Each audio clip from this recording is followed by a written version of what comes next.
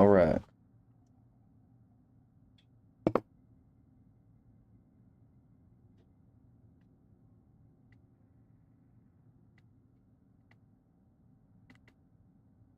This is one of them guns where I got to get kills also while the field upgrade is active, which hasn't been working at all. So, I know I got 80 of them kills on one gun and it just stopped working. I'm going to see if I go ether and try to kill while I'm in ether if that can like bypass where it's bugged out. Oh, because currently it's bugged out where when you activate your like field upgrade, the kills don't count towards the camo when they should. So I'm just gonna keep trying different field upgrades and see if it'll work.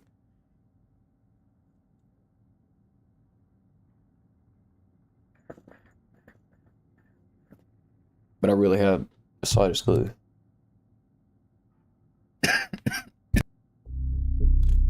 I remember when the G-Unit spinner with Buck was missing. Buck was in Chicago. Cabrini Greens, all these people could have got killed trying to politic for that chain battle. See your broke tell my cash field got 10 keys. Your squad ain't on Look what they happened. Look what happened. All I remember is a gunshot. He's got his hand on my piece back here and shooting at the ground saying, "Give me that."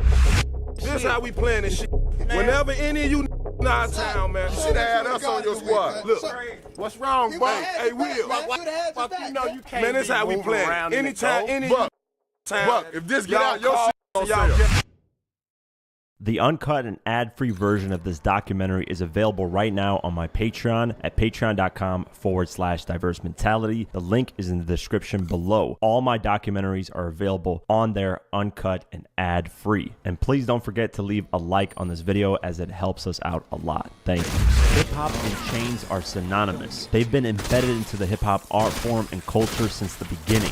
Showing off your chain meant you were on top of your game in hip-hop, that you've achieved ultimate success. But with that comes a lot of eyes and a lot of envious people that aren't always happy to see you shine. In hip-hop, your chain is your reputation. So someone taking it meant taking away your respect and all that you worked hard for. There are a lot of hip-hop stories where rappers or their entourage get robbed of their chains and then have their chains hoisted like a trophy for public glory. And this story is no different. This story with the G-Unit spinner chain is one of the most interesting stories in hip-hop. And the reason why this story is one of the most interesting is because the story comes with a lot of powerful people being involved and lots of different sides to the story, which all great tales stem from. G-Unit in 2004 was on top of their game. 50 Cent was the biggest artist in the world and his crew was no different. After releasing their debut album Beg for Mercy, they had branded G-Unit to the world in such a way that every fan was purchasing everything they were releasing. One of the unique marketing tools used was the G-Unit spinner chain. It was iconic in its time because of its spinning and just having a unique design, which Lloyd Banks himself hand drew. The chain was so iconic in 2003 that during the release of their Beg for Mercy album, 4 lucky fans had a chance to win the chain, which was worth $12,500. It was essentially like a Willy Wonka golden ticket. Young Buck was the main artist with the chain on. 50 Cent had it on him during the early stages of the Beg for Mercy album promo run. But for the most part, Young Buck would be the one having it most of the time. In 2004, Young Buck and Lloyd Banks were gearing up to drop their debut albums, with Lloyd Banks releasing Huggin' for More on June 29, 2004, and Young Buck releasing Straight Outta Cashville on August 24th, 2004. During that summer of 2004, Buck and Banks were touring all over America to promote their album, and on July 23rd, 2004, they stopped by Chicago. After their radio interviews and concert, Young Buck and Lloyd Banks head to their hotel rooms to call it a night. 50 Cent around this time would tell his artists not to explore the areas they were visiting with their jewelry on, but just do the work they have to do and go straight to the hotel rooms. This is what Banks and Buck did. However, Young Buck's close friend and right-hand man, D-Tay, had different plans that night. D-Tay was raised in the same area of Tennessee as Young Buck. The two grew up together, and at one point, D-Tay even saved Young Buck's life. When Buck blew up, he brought D-Tay along with him, who then became his right-hand man and hype man for his concerts. At this time, Young Buck got a new chain for himself, which was the YB spinner chain. So 50 Cent opted to give the G-Unit spinner to D-Tay for promo. D-Tay would then be on tour with Young Buck as his hype man with the G-Unit spinner, even having it on at the 2004 BET Awards. While in Chicago, D-Tay says he had a friend with him that knew Chicago and they had asked if they wanted to go out. Buck was preoccupied with a female while D-Tay wanted to go see the nightlife in Chicago. So D-Tay snuck in Buck's hotel room and grabbed the G-Unit spinner for a night out. We was actually on their anger management tour, promo run, and this particular city, they had said no after party. And I ain't never been to Chicago, so I was like, nah, something. I ain't never been to Chicago. Just so happened we did the radio interview. It's like 10, 11 o'clock. Time get the kid like 2 o'clock in the morning, like 12:31, about 12:31. So we in Buck room. He got a little company, whatever. So we sitting up in the room talking this. At the time, I was wearing the G-Unit spinner at the shows. But this particular time, he had it, okay? And he had it sitting on his table. And I was, me, Auntie, I'm ready to get out, see the city. And one of our guys from Nashville, which he died, rest in peace to little man. He said, "Tay, my cousin stayed up here. You know what I'm saying? And we can get out, if you want to get out." Yeah. And I was like, man, yeah, these sitting up in here like some goddamn statues, so come on. So he come up here, and he showed me the piece.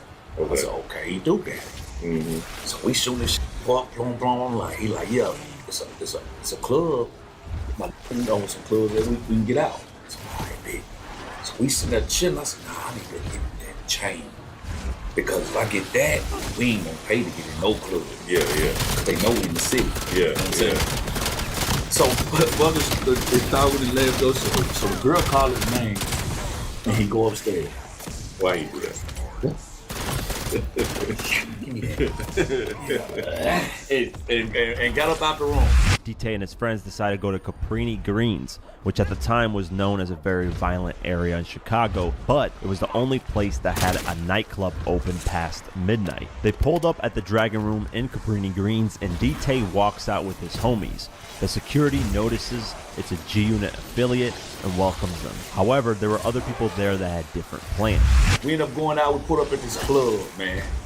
And I never forget that it was a lot of people outside by the front door in the line. They was just hanging out. And there was so many people that I'm like, okay, it's active. This ain't in no alley type shit. So I'm like, when we pull up, I'm hanging out the window. That G-Unit in the film, I got the chain. So the security guard at the club door see me. He said, oh, y'all good. Y'all good, y'all come on. Just pull over, y'all good. Y'all can come in. So I'm like, yeah, but pull over. You know what I'm saying? Mm-hmm. And my man like, I was gonna park the truck, Tay. So I'm like, nah, just pull over right here on the side of the club, bro. It's by the front door, we good. You know what I'm saying? Because there was a lot of people out there. Right. So I said, just pull over right here so we can get back to the truck. Easy exit.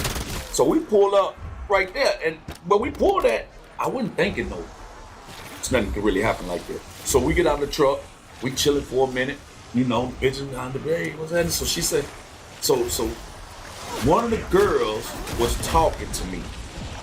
And she kept looking past me. You feel me? And I had the chain on, so I'm looking at her eyes, you know what I'm saying? I'm like, look at that. So when I look back, it's like maybe three or four guys just crossing the street, coming our way. Okay? So when they cross the street, I go on and turn around. She stopped talking to me, I go on and turn around. So we looking at them shit, so they come. And then I should have knew something was weird because when they walk across the street, they walk through us. You feel what I'm saying? Like one nigga actually walked straight through me and Manny, like on some shit. I'm like, what the f is that about? Right. So Manny looking too. So the walk through us, they walking towards the club though. Like they finna go in. Yeah. So once we see they walk through us, then they look or whatever, and they turn around, they're walking. So we look. After they turned the corner, we were like, all right, turn back around, start shooting. Yeah. Man. About 5 seconds later, it wasn't long. Man, them boys on that, man, they was, give me that. When I heard him say, give me that, he shot first, though. boom, by my foot. Yeah. So I seen a spark, and I was like, damn, they shooting out here. So I see the spark, and then I hear a nigga say, give me that. So he got his hand on my necklace, and he's shooting at the ground. He shot at the ground first. So when he said that, I didn't know what was going on, so I grabbed the necklace like, I don't know what's going on. I'm trying to get low too, because I can't see nobody. But I hear a nigga saying, give me that. So when I grabbed the chain like that, he shot, then Manny shot. So Manny must have seen what was going on and he shot. When he shot, boom, Manny shot, boom, then he shot again, boom, then Manny shot 50 again, boom, salvage. 4 shot. So that first shot, when he grabbed my necklace, I was going down and my necklace was coming up because he was trying to take it off. You know what I'm saying? So I'm holding it like, nah. Yeah. So when he shot that second shot, I looked down, that barrel was that long. You know what I said, man? If you don't take this motherfucking necklace, get the away from me. Right. He had to do is show me that, I was saying, here, you got it. You know what I'm saying? Look, so I seen the barrel the second time after the second shot, that one I went on and flicked it off. Yeah. You feel what I'm saying? He grabbed it and ran on up the street. Yeah. Manny, one of the guy who was with us, he had got shot in the hand. I got it. And Manny's gun was sitting back. Yeah. So it had jammed. You feel what I'm saying? So it was the grace of God. Because shout out to Chicago, man, because I heard when they get you, they don't shoot at the ground. Right. You feel what I'm saying? That first one's supposed to be me. Right. But that's why I said it probably wasn't about me. It was about the chain. After getting robbed, DT says he headed straight for the hotel room, and the following morning, he told Young Buck about the incident. Buck then said he would have to call 50 Cent and tell him what happened. Yeah, we get back to the hotel, and I tell Buck that I just got, somebody just took the chain. And Buck's like, took what chain, Tay? I'm like, the G-Unit spinner. He like, the G-Unit spinner? Tay, no, Tay. You wasn't even supposed to have the chain. How you get the chain, Tay? And I'm like, man, listen, it's already happened. You think I want to hear this from you right now? He like, man, you finna tell 50. You finna tell him, man. I ain't telling him. So I'm like, I call him. You know what I'm saying?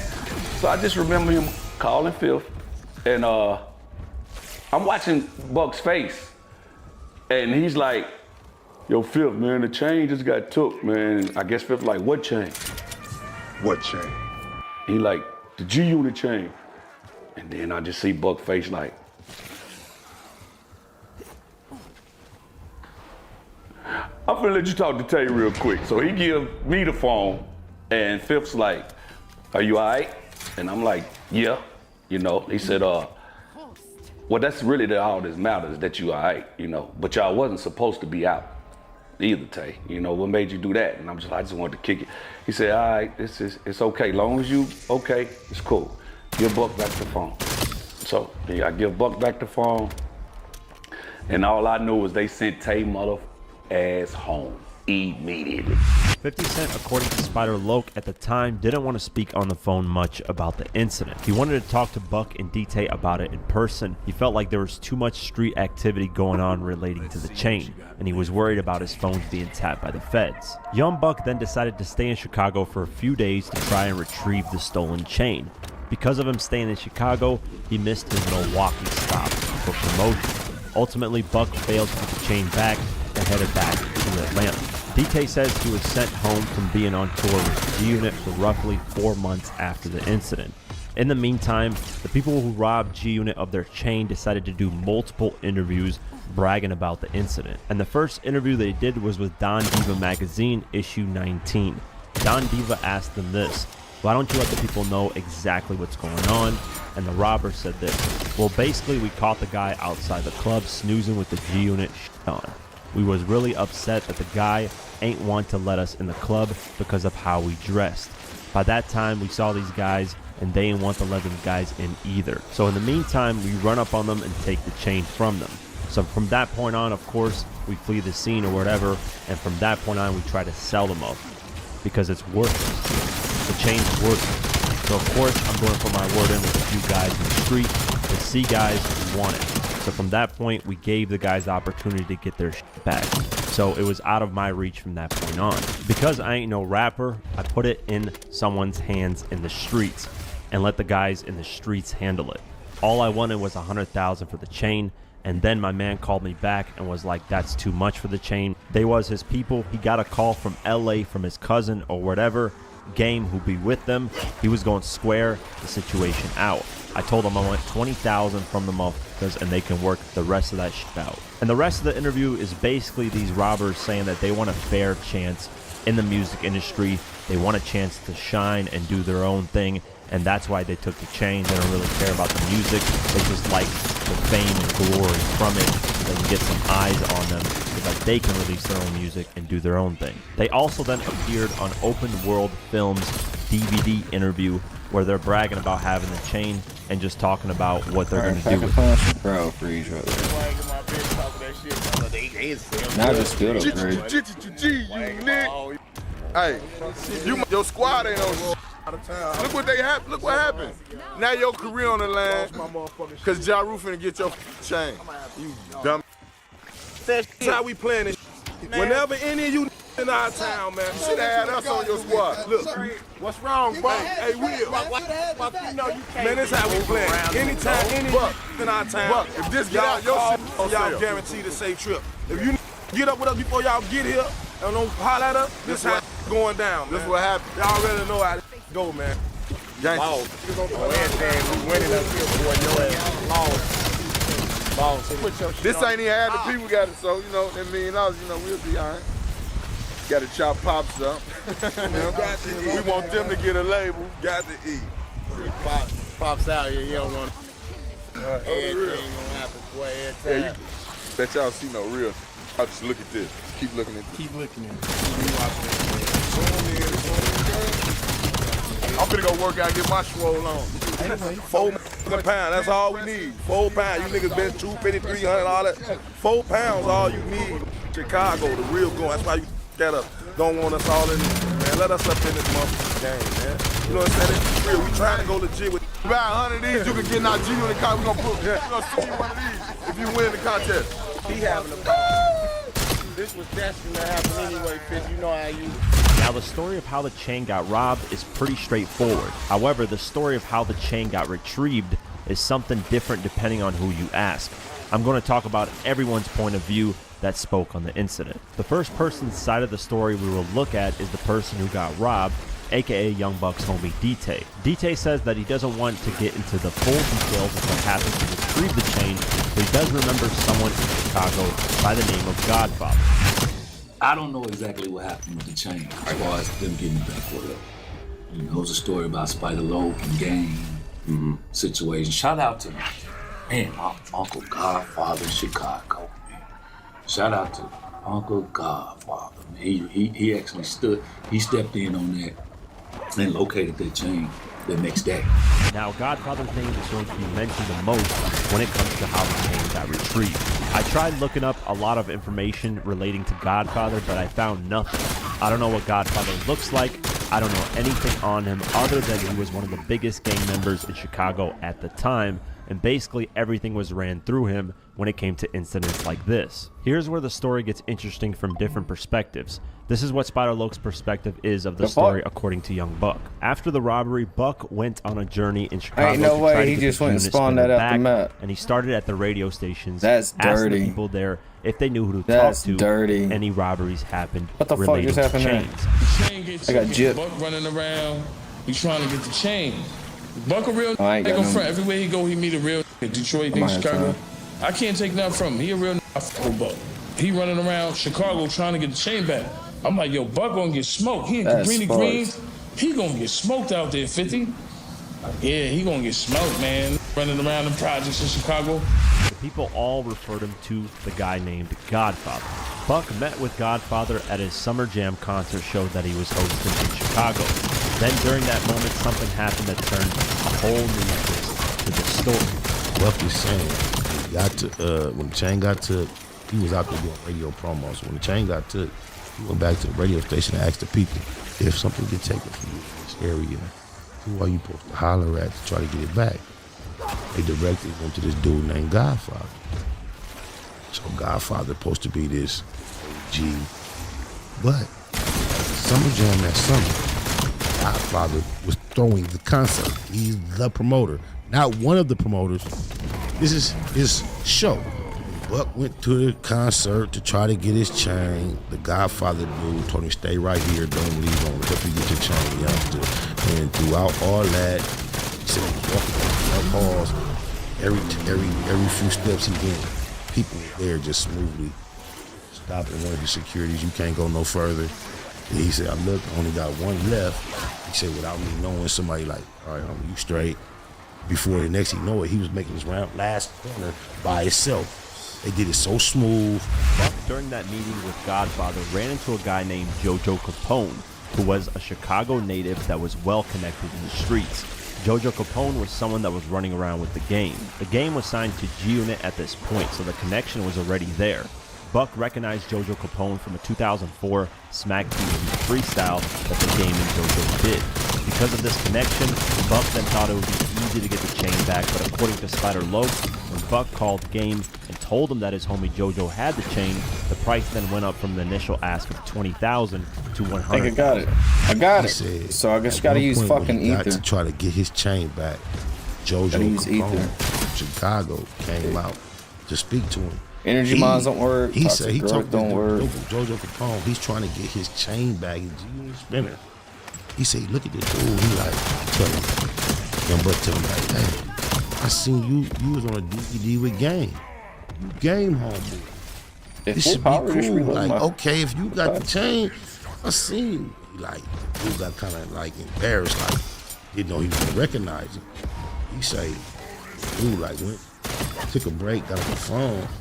Whatever price that he had told him at first, he wanted $20,000 for the chain. He said once he said, Buck say, hold on. All right, he called Gang, like, hey bro, I'm out in Chicago. Jelly. The chain, nigga, I seen your DVD. He said after wait a second, I did all the specials. What am I doing? I still need to do gold. First and blood sign. Let's go ahead and do those. And the game raps about Let's wasted that point. Let's put a triple back. towards G-Unit titled Get out of there. Bars and Running. Do my rarity. Wait, no, okay. 2,500 snakes. Thanks. Let me in there. Yup. Jojo Capone in this situation was acting like the mediator for the chain. The people who robbed it were looking for money, while Jojo was just looking to be the mediator and get a cut of whatever the sale was going to be. This is when Jojo Capone's side of the story comes in. He says that the story of him trying to increase the price on the chain or him having anything to do with the robbery is false, and that he was simply just trying to help G-Unit in that situation because of the game being affiliated as well. So it's like I get the chain back, but then of course you won't hear the whispers like as if we the ones took it and now we trying to sell it back to them. So I felt like me trying to do those good deeds, I had swore to myself like I would never do it. I'd never do that ever again. I don't care what happened to nobody, don't call me no more. Because I genuinely was trying to help. And then if I'm hearing whispers like they don't know if I had something to do with it or not, I was like, I'm good on that. I don't care what happened. You know, don't call me with nothing. Ultimately, Buck then decided that it's not worth the price of $100,000 and headed back to Atlanta without letting Godfather know. This is when Spider Loc gets involved in trying to retrieve the chain back. Spider Loc, who at the time wasn't affiliated with G-Unit at all and just got out of a label deal with Suge Knight, caught word of the robbing in Chicago. He had some friends in Nashville that would be around Buck, so through them he knew Young Buck was heading to Atlanta and decided to pull up at his hotel. Spider then says Young Buck explains the story of the robbery and how he spent days in Chicago trying to get back. Instead of showing concern, Spider Loc took this opportunity to spit a freestyle, which confused everyone at that time, but it got Buck's attention. Came to Atlanta. 50 wasn't taking no phone calls from me because of the whole he would wait until he saw him in person to speak to him. And the cast from Nashville was so close in the circle that when Young Buck got to Atlanta, he had to go straight to the radio station. But the people we with were so tight with him that he was in his hotel room before he got to his room. So we in there kicking and smoking and with a portion of his road crew. So by the time he came from Chicago to Atlanta, to the radio station, got to his room, his homies in the room with some cats that he don't know, which is me. So this shit just happened a couple days ago. We get right in the room. I'm like a fly on the wall, sitting in the corner. And he like, he telling a story from the moment, every detail, how the chain got took, because it got taken from D-Tay. So it didn't get taken from him. He talked about when D-Tay first came and asked me to wear it to the club. He's telling the story about what happened all the way from him trying to go back and get the chain back. Shout out to Godfather and JoJo Capone from Chicago. But in the midst of all that, I swear to God, telling the story, it's an important ass story. I just start rapping a cappella, drown him out. After the freestyle, Spider-Loc then realized from Buck's story that Buck saw a lot of people with made men chains on. Spider-Loc then knew that his friend J.O. Felony made music with made men, and that he could make some connections possibly. So he got on the phone with J.O. J.O. then knew JoJo, who was connected with Game, and this is where things got even crazier when it comes to Game and G-Unit. Spider-Loc says when he called Game about the G-Unit chain, Game was initially confused because Spider-Loc had nothing to do with G-Unit. When Spider-Loc asked him about the chain, the Game was on speakerphone and said fuck G-Unit and the chain. Of course, Buck heard that, and Spider recalls even possibly Tony Yayo being on a three-way phone call and hearing it. And when he started talking about his experience that he went through in Chicago and trying to get his chain back, certain names was popping up that seemingly could help him get his chain back.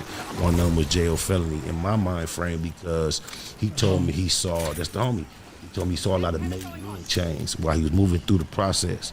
All I knew is J.O. had did an album with the made men. I knew deep down it wasn't no connection.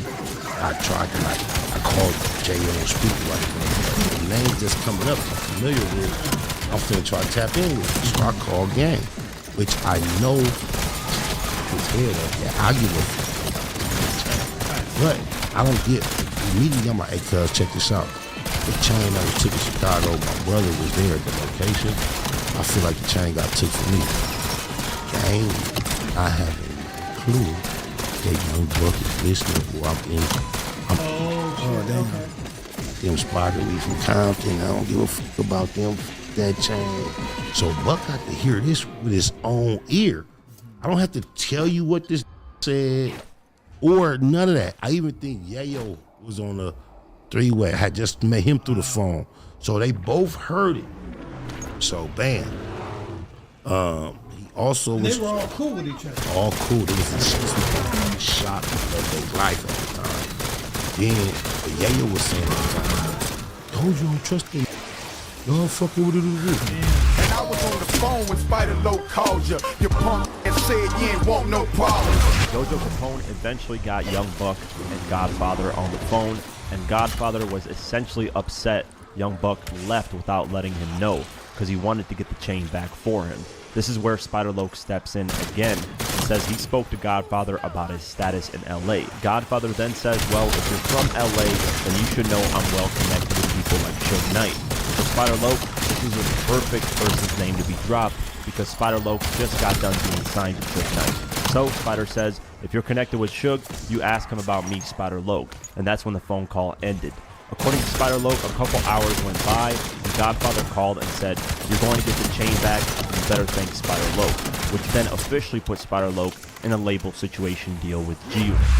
Godfather, I left you on your own, and that's when JoJo Capone popped up, again, the conversation came. So it happened when he tried to raise the price up, man, telling people that he leave town without letting Godfather know. So now he's in Atlanta. Now he's in Atlanta. Somehow, throughout the politics, when we get back on the phone with Godfather, but I'm in the picture now. So I'm gonna pick up where I left off. The Godfather, like, yeah, I'm from LA, wooty wooty woot. My brother was involved with that chain, da da da da da. And we trying to get it back, but I'm a young nobody. Godfather tell me like, well, if you from LA, I'm gonna let you know what level I'm at. He's trying to impress me. He like, I touched LA, I touched him, catch like shit tonight. So I use that opportunity to like put extras on who I am. Yeah. I'm like, well, if you f with Suge Knight, ask. No, I didn't go smooth. I went like extra, like, ask Suge about me. My name Whoopty Whoop. I'm from Whoopty. Yeah, cause like I had just like left Suge amicably. And then I got to clicking with these cats, and me and Suge was still in communication. We around, we politics, whatever. So I knew what it was, and I didn't know, even though I know Suge's reputation, I still anticipated he could have said some bullshit. I took a chance to project and This is the represent. worst like, one right here. I'm going to do it. we should will ask Suge about Specials on it. why. And long story short, hours later, a phone call came into our camp, and they told us that tell Buck he gonna get his chain back, and he could thank the Spider nigga. After he went and talked to Suge, whatever Suge told him motivated him apparently to make sure that he got the chain back. Now, this story is mainly from Spider Loke's point of view. Jojo Capone just said he was the mediator, but he also mentioned Godfather. D-Tay never went into details of how the chain got brought back, but he also mentioned Godfather.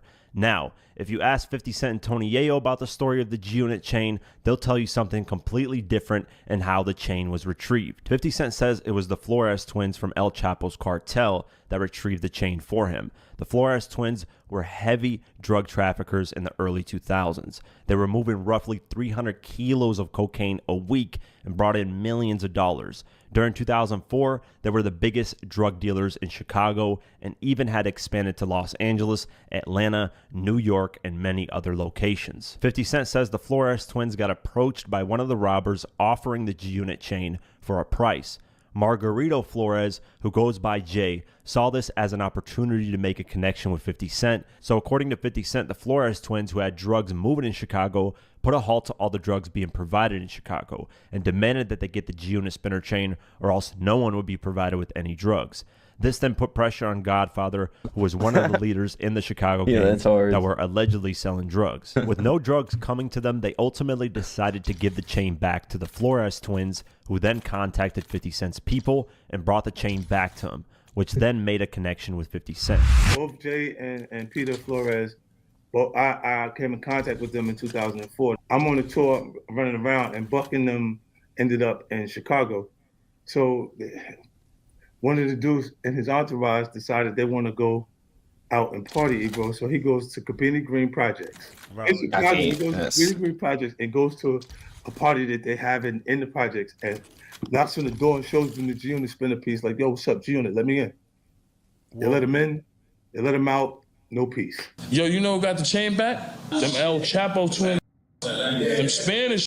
You know how that shit go? Them niggas was like, yo, we didn't know it was them at the time. We just found out like later on. And you know Gabby? Yeah, I know. Gabby called, yo, we need the chain back. Call them Spanish. Nobody gets no work in Chicago. Nobody's getting no work in Chicago until the chain come back. Because they took it, the dudes that robbed him took it to Jay from Flores. He immediately, when he realized that the main diamonds, they took it to him because he would be the guy that could pay for that much for it. You know what I'm saying? At the time, they moved over 130 tons of cocaine and heroin in Chicago. You know what I'm saying? So if you look, like $2 billion worth of drugs they sold out. When they go to them with the piece, he looked, he said, nah, it's not right, but he gave him a little something, and then he gave the piece back. So he saw it as an opportunity to make a relationship. Look, the chain came back. Gabby made that call. The Flores twins, them, come on, them work with El Chapo, bro. They fucking with Sinaloa content, all them, man. They was making money, bro. Them had so much bread, it was ridiculous. Like, once the Flores twins were released from prison, 50 Cent says he decided to work with them for their new podcast show, which premiered in 2022, called Surviving El Chapo, the twins who brought down a drug lord. This is 50 Cent's side of the story on how the chain was retrieved. However, there is one more rumor online that I couldn't confirm as anything factual. The other story is that 50 Cent allegedly put money on the heads of the individuals who robbed the chain at $50,000 each. Once word got out, the individuals immediately shipped the chain overnight to 50 Cent.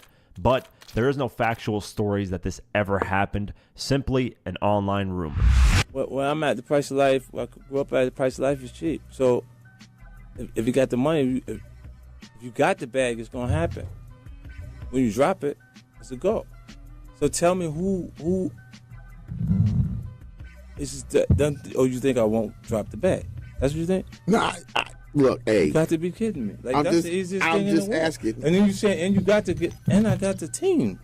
I got to come, I got to, it's stronger than linebackers. My lawyer is the. after the chain was finally returned, DT still had an issue with 50 Cent due to him causing the whole incident in the first place. He was sent home by 50 Cent for roughly 4 months. He finally ended up getting a call from Sean Money XL to come out to where Buck and he were. DT thought that because he got this call that 50 Cent made the move to bring him back. So he ended up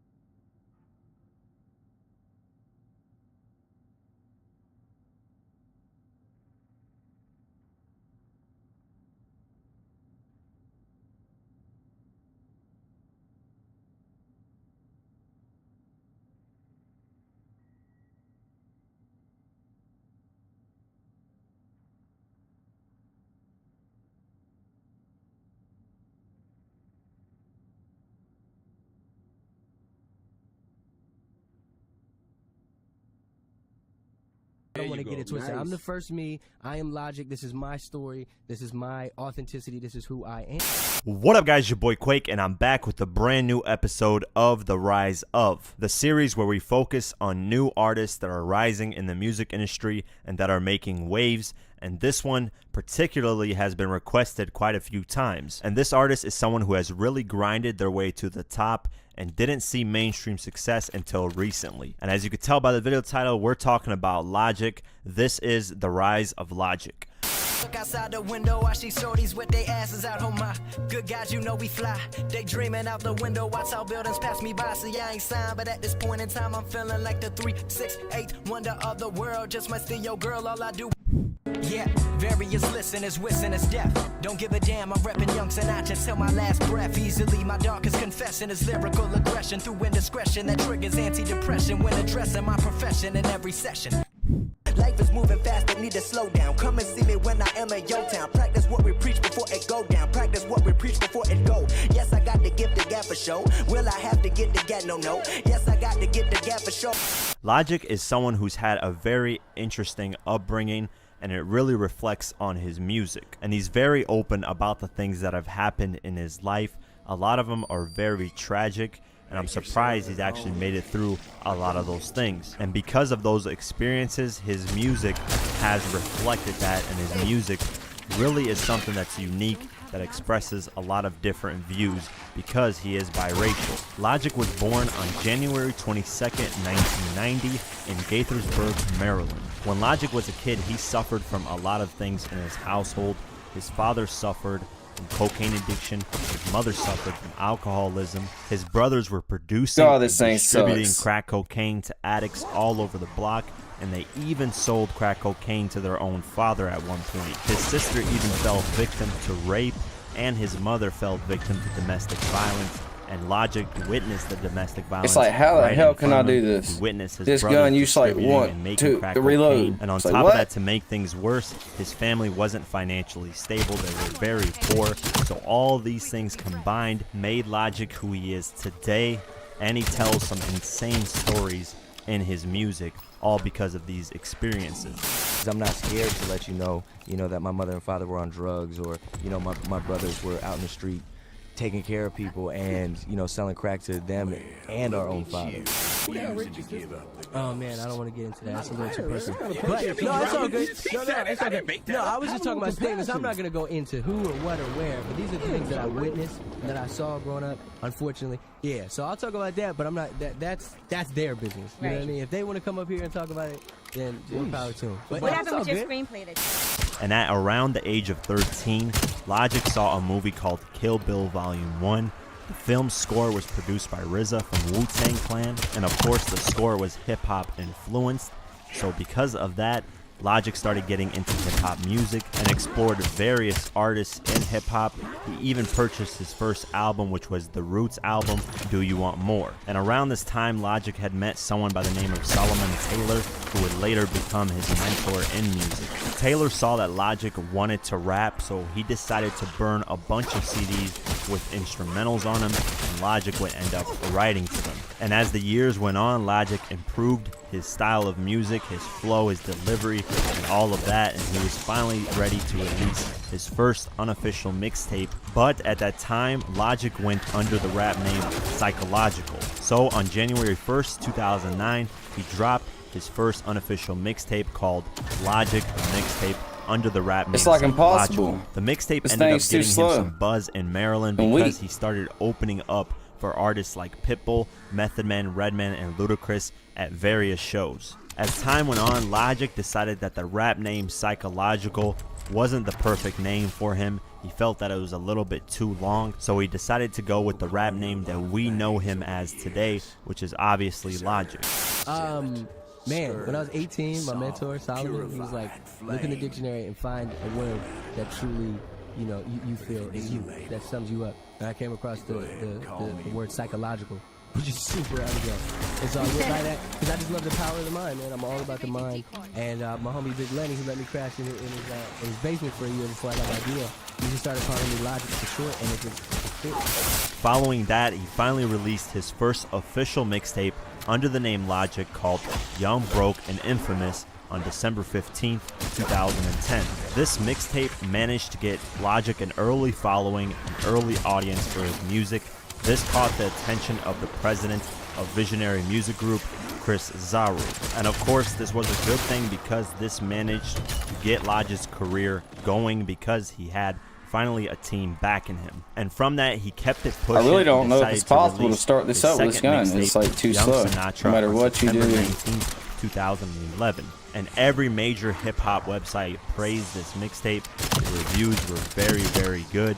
And as of now, it has been Sort of downloaded frustrating. over 600,000 times. The mixtape Like a featured a gun, song if it called sucks All that I bad, Do, you need which to make was it a easier to major do this success for with Logic that at gun. that time.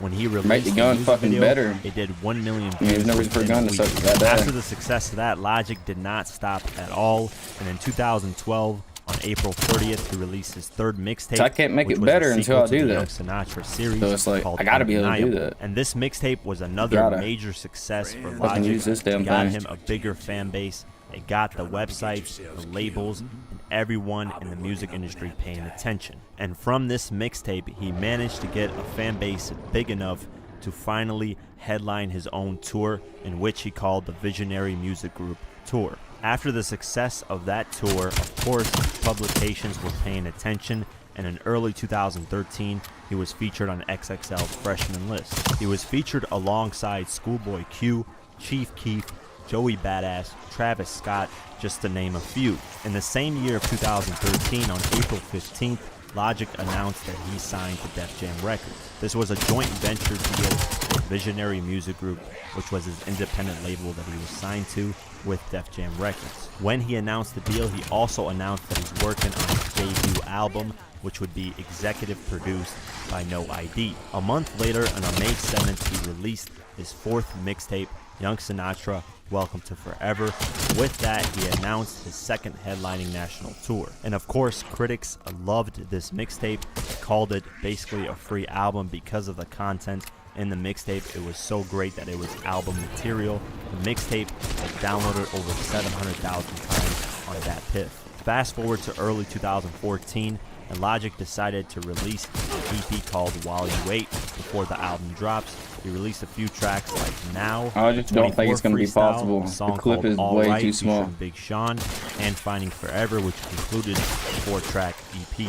Then Logic dropped the first single, which was the title track, on September 15th, I don't think it's gonna happen. 2014. He followed that up with a second single called Buried Alive on My October God. 15th, 2014. Then the following week, he finally released his debut studio This thing album, sucks Under balls. Pressure, on October 21st, 2014. The album debuted at number 4 on the Billboard 200 and sold 72,000 copies within the first week.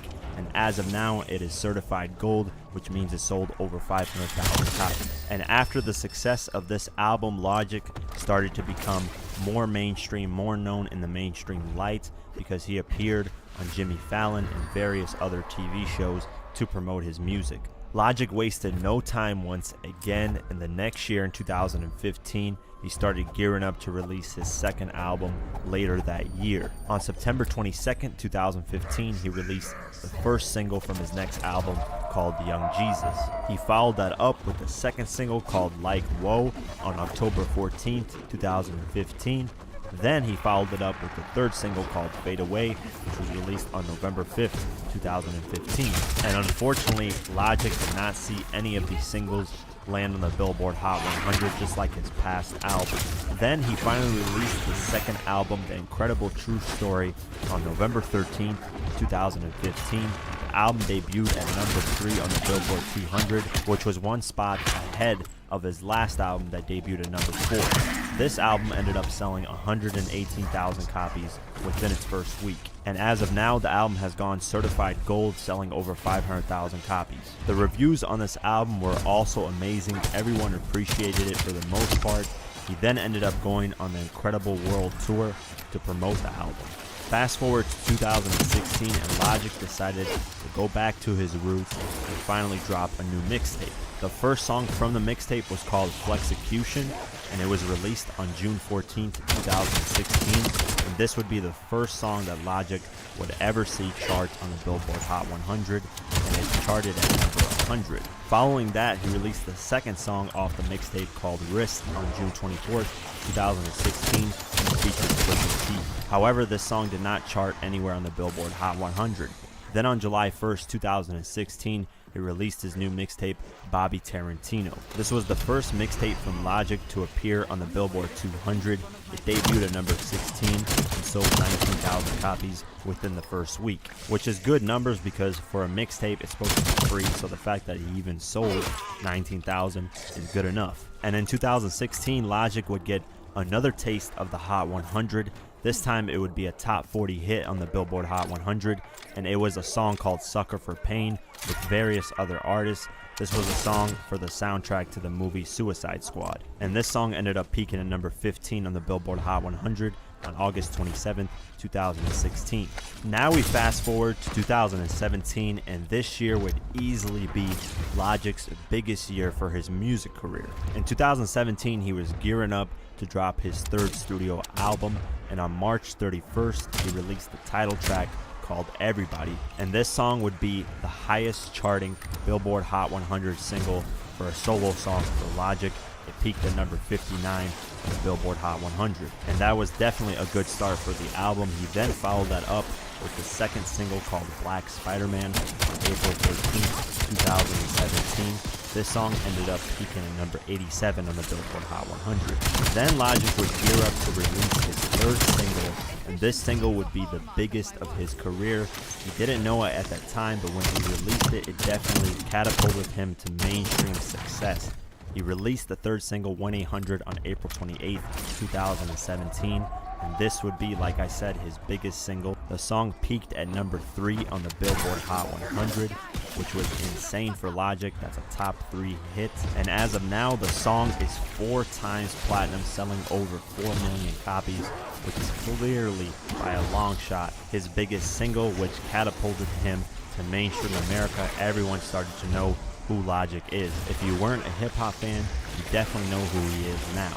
Then on May 5th, 2017, Logic released his third studio album titled Everybody. The album debuted at number 1 on the Billboard 200, selling 247,000 copies within the first week. This was Logic's first number 1 album on the charts. And as of now, the album is certified gold, but I'm sure if the label updated it and submitted the recent sales, it would be platinum. And I'm sure this is going to be Logic's first platinum album as well. But there is an interesting fact about this album. This album set the record for the largest second week drop of all time. It fell 96%. So it went from 247,000 copies within the first week to just 8,000 copies, which had never been seen before. I don't know why it did that, but it just did happen, and it set the record for having the second week worst drop off. However, in that year, Logic got nominated for a few awards. The MTV Music Video Awards nominated his song Black Spider-Man for the Best Fight Against the System track, and it won the BMI R&B Hip Hop Awards, nominated the category of Most Performed R&B Hip Hop Songs for the song Sucker for Pain, which was the song he was featured with Lil Wayne and various other artists. That won as well. And then, because of the song 1-800, he got nominated in the 2018 Grammys for Song of the Year and Best Music Video. He got nominated but didn't win. Fast forward to early 2018, and Logic decided to go back to his mixtape roots and decided to drop his 6th mixtape, which was the sequel to his Bobby Tarantino series. He released the first track off the mixtape called 44 More on February 23rd, 2019. This song ended up peaking at number 22 on the Billboard Hot 100, and because of the mainstream success from last year, it's clear that Logic is having a lot easier of a time charting on the Billboard Hot 100. Following that, he dropped the next single, Overnight, on February 28th, 2018. This song ended up peaking at number 68 on the Billboard Hot 100. Then he dropped the third single, Every Day, on March 2nd, 2018, and this song ended up peaking at number 59 on the Billboard Hot 100 as well. Then on March 9th, 2018, he dropped his new mixtape, Bobby Tarantino 2. The mixtape debuted at number 1 on the Billboard 200, which was the second number 1, ended up selling hundreds of thousand copies within the first week, which was insane. It shows that Logic has now built up an audience in the mainstream as well, that he can continue doing great numbers if he keeps it up. Of course, Def Jam saw that Logic was building his audience and he actually started to sell more and chart more, so they re-upped his original deal, and he recently signed a $30 million deal with Def Jam. His first deal was only worth $200,000, so to go from $200,000 to $30 million clearly shows Logic has been building his career and has definitely made it in the mainstream. And of course, with success comes some downfall, and just recently Logic announced that he and his wife have split up after 2 years of marriage. And Logic responded to this on Twitter, letting the fans know that after 2 years of marriage, we have come to the loving conclusion that we are much better as friends. As entertainers, we have made every aspect of our lives public, yet we would appreciate your respect and privacy on this issue. And that's it for this episode of The Rise of Logic. I hope you enjoyed this episode. It's going to be interesting to see where Logic goes in his career. Is he going to continue rising up, or is he going to stay stagnant or go down? It's going to be interesting to see after he split up with his wife, to see how that impacts his music, because he is a very transparent person when it comes to his life and his music. So with that being said, leave a comment below, let me know what you think. If you want to support this channel further, do so at patreon.com/diverse mentality. A link is in the description below. For just $1 a month or more, you can support this channel further. Like, comment, share, and definitely subscribe. I do videos like this daily on hip-hop, so definitely subscribe. Follow me on Twitter and on Instagram at QuakeGW. Like us on Facebook, and I'll see you guys in the next one. Peace. I'm gonna walk up to you and hand you a CD. Good evening, how you doing? Please listen to this. I'm trying to be your favorite rapper. If you don't like it, throw it away. Right. I'd rather you hate me for who I am than love me for who I'm not. That's my only message.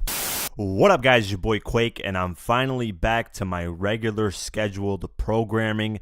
After doing the 50 Cent versus Ja Rule video, it took well over 2 months to get that done, and I simply couldn't focus on other videos and the other video series that I have. Plus, I like to focus on those videos individually, not do any other videos while I'm doing those videos, because they take a lot of time and a lot of research. As you guys saw, the documentary was well over 2 hours and 30 minutes. Now, finally, here's a new episode of The Rise Of, where we focus on newer artists that are rising in their career, that are reaching their prime. And this one is amazing to me. He's one of my favorite newer artists. And I know a lot of people are going to say he's not a newer artist. I know he's been around for a while now, but he's only released one studio album that's officially been in stores. So he's had a lot of mixtapes. He's had to grind a lot to get where he's at right now. And as you can tell by the video title, I'm talking about the rise of Kevin Gates. Kevin. They ask me if I'm lying. I say really, really. I'm really on my mind. I say really, really. Make them believe, I made them believe. A lyrical songwriter, and he could.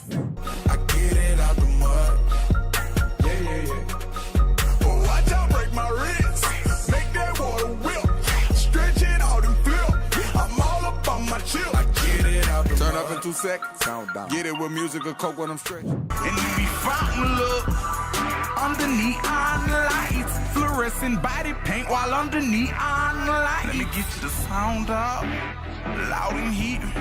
Must say my name, loud and clear. Kevin Gates is someone who's very diverse and unique. That's why I really love his music, because every time he releases a new project, you can expect something totally new in sound. And when you look at him, you expect a totally different person than when you hear him in interviews. His interviews are some of the most watched interviews for a rapper. I mean, they generate roughly from 200,000 to 2 million to 3 million views per interview. And there's a reason why, because he's very, very open about who he is. He speaks his mind in interviews. The interviewer doesn't even have to ask much questions, which I love, because that's more of a conversation instead of an interview. With speaking his mind in interviews, there's positives and there's negatives, and I feel like his interviews are the things that have sort of overshadowed his music. He hasn't gotten the respect that he deserves for his music because of the things he said in interviews and the things he said and done on social media. Kevin Gates was born on February 5th, 1986 in Baton Rouge, Louisiana. Kevin Gates had a hard time growing up. When he was young, his mom was in and out of doing drugs. He had never met his father at that time, so he spent a lot of his time at his grandparents' house. While at his grandparents' house, he had some cheap recording equipment where he could mess around with music for the first time.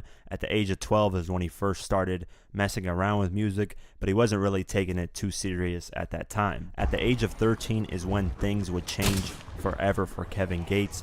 He was first arrested at the age of 13 for being in the passenger seat of a stolen car. When he got arrested and they took him to juvenile detention, he saw that prison really wasn't something that scares him at all, and he says that if the cops would have just pulled up to the prison and just showed him where he would have ended up, instead of actually getting him arrested in there, he would have been a totally different person, and he would have never done the things that he done. But since he went in prison and saw that it wasn't anything bad, it took the fear of prison out of him. He saw it, he experienced it, he wasn't scared anymore to go to prison. So this is what sparked him to do more illegal things like sell drugs. Like I say, first time I ever got arrested or went to jail, I was 13 years of age. And, you know, like I say, if they would have just pulled up to the jail and left me in a police car and never took me inside and just took me back home, I don't think I'd ever did anything else again, you know. But what it did was, by me going into jail at such a young age, all it did was criminalize me in a sense. You know, it kind of steered me in the wrong direction after getting there, settling in, and hitting it. You know, it took the fear of jail away from me. And around the same time, he was in the 8th grade, and he had finally met his biological father, and he had no idea that he had a biological father, because he did have a father figure in his life. His mom ended up marrying a different person, which was his stepfather, and then when he found out that's his stepfather, not his real father, he finally figured out that his biological father is his real father. As time went on, Kevin Gates would get in and out of prison. He would still focus on his music, but of course he had one foot in the streets and one foot in the music business. In 2003, while Kevin Gates was locked up, unfortunately his biological father had died of AIDS. Hey, want me to tell you something? My daddy died February 25th. My biological father, he died from AIDS. Really? Yeah, he used to tell me, man, I had more holes than clothes. I met him in like the 8th grade, to be honest. I met my biological father in 8th grade. And when we met, it was never no love or nothing. I had been lied to my whole life. I thought one man that wasn't even my father was my biological father. Really? What was it like to your father? It wasn't like anything, to be honest with you, big brother. I was locked up. I came home on a pad for the funeral. I was 17. Hey, just made 17. finally got released in 2005, and he was back on the grind when it comes to the music. With new music coming out from him daily, he would build a tiny little buzz in Louisiana, and in 2005 he got signed to a local label called Dead Game Records. This was a label that had signed Lil Boosie and Webby at that time because Lil Boosie and Webby were both rising up as well while Kevin Gates were rising up. They came from the same area, so it only made sense. But of course, Lil Boosie and Webby's career skyrocketed. In 2007, they were having huge hits come out, such as Wipe Me Down, Independent, and various other songs. They were hitting the charts and everything like that, while Kevin Gates was still stuck in Louisiana trying to build a buzz. In 2007, he finally released his debut mixtape, Pick Up the Litter. He had produced thousands of copies of CDs that he could distribute all over Louisiana. He would go to concerts, give these CDs to random people and say, hey, my name is Kevin Gates, I want to be your favorite rapper, here's my CD. And he said at various times he would see people grab the CD and just throw it in the trash can or throw it on the ground. That wouldn't discourage him though. He would just grab the CD up off the floor and give it to someone else. That's the most important part of the game. That's why every city we get to, yeah, I go pass out 10,000 CDs, you know, with my homies. Right. That's what we do. We trying to get 5,000 gone everywhere we can. Because it's about touching the people. You know, we going in the ghetto everywhere, we going to pass them out. That's what we doing. In 2008, he was gearing up to drop his next mixtape, All or Nothing, but something happened once again that would halt his music career. Ironically, him and Lil Boosie both ended up getting arrested in the year 2008, both on different charges though. Kevin Gates would end up serving 3 years before he got out, but before he went to prison, he had recorded an insane amount of music, so the music did not stop. His music kept getting released, so his buzz kept rising. In 2009, he released 2 mixtapes, one called All In and the other called Behind Enemy Lines. In 2010, he released a mixtape called The Leak.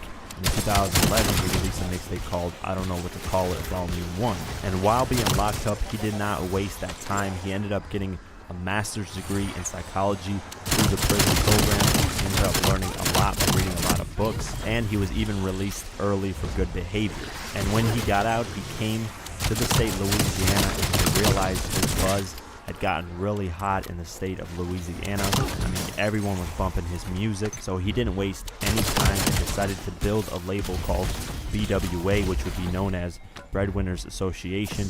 And in 2012, he released his mixtape Make 'Em Believe. But before releasing that mixtape, he had garnered the attention of Birdman and Lil Wayne. They had hit him up because they realized right when he got out, his buzz was huge in Louisiana. And of course, Birdman and Weezy are from Louisiana, so they caught on early and they decided to hit up Kevin Gates and try to sign him to Young Money. But ultimately, Kevin Gates decided after having a conversation with Birdman that he wanted to start his own label and build his label from the ground up. But Young Money still helped him in terms of management and getting him shows and stuff like that. I had the streets on fire, and his brother Carl. I want you over here. I'm sitting around Birdman, you know, he inspired me, he motivated me in a different type of way. Like, man, I can join this. I'm gonna get it out the mud like that. You know, I just wanted my own brand. Once I saw him do it, and it inspired me to do it. In the same year of 2012, he followed up that mixtape with another mixtape called In the Meantime, and this just grew his buzz even more. In 2013 is when Kevin Gates really started to see success. In 2013, he released his mixtape, The Luca Brasi Story, and this mixtape finally got him attention outside of Louisiana. Various hip-hop websites and review sites gave this mixtape amazing reviews. Rolling Stone even named it a top 20 mixtape of 2013, and because of the success of this mixtape, he landed a distribution deal with Atlantic Records. And rightfully so, because this is one of my favorite mixtapes from Kevin Gates. If you haven't heard the Luca Brasi Story, the first one, go ahead and check it out. Some of my favorite tracks are Neon Lights and Marshall Mathers, especially Marshall Mathers. I really love that song. That song's helped me get through a lot of things, so definitely check out that mixtape if you get the chance. In the same year, after landing the distribution deal with Atlantic Records, in July 2013, he followed up the Luca Brasi mixtape with a new mixtape called Stranger Than Fiction. And this ended up being his first mixtape that ended up charting on the Billboard 200, peaking at number 37.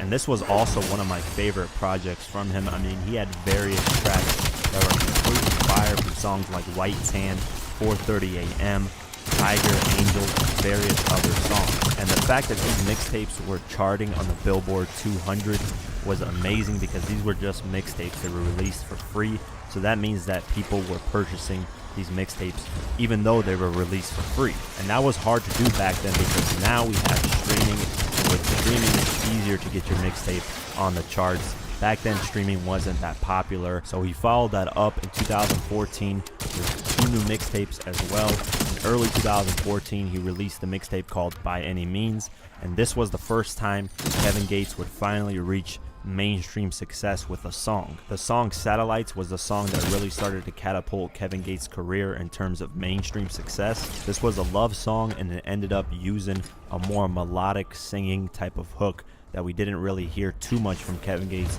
previously to this. I mean, he messed around with it on tracks here and there, but this was more of a mainstream hit. You could tell it was more catered to a radio audience.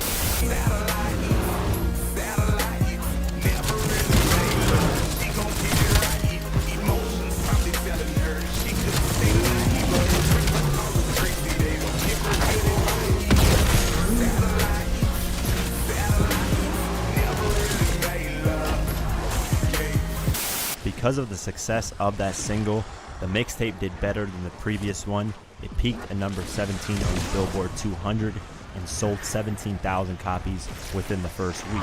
And of course, like I said earlier, that's amazing that he got people to buy the mixtape even though they were available for free everywhere. If you can get somebody to buy your free product, that means that you're releasing something that's very, very good.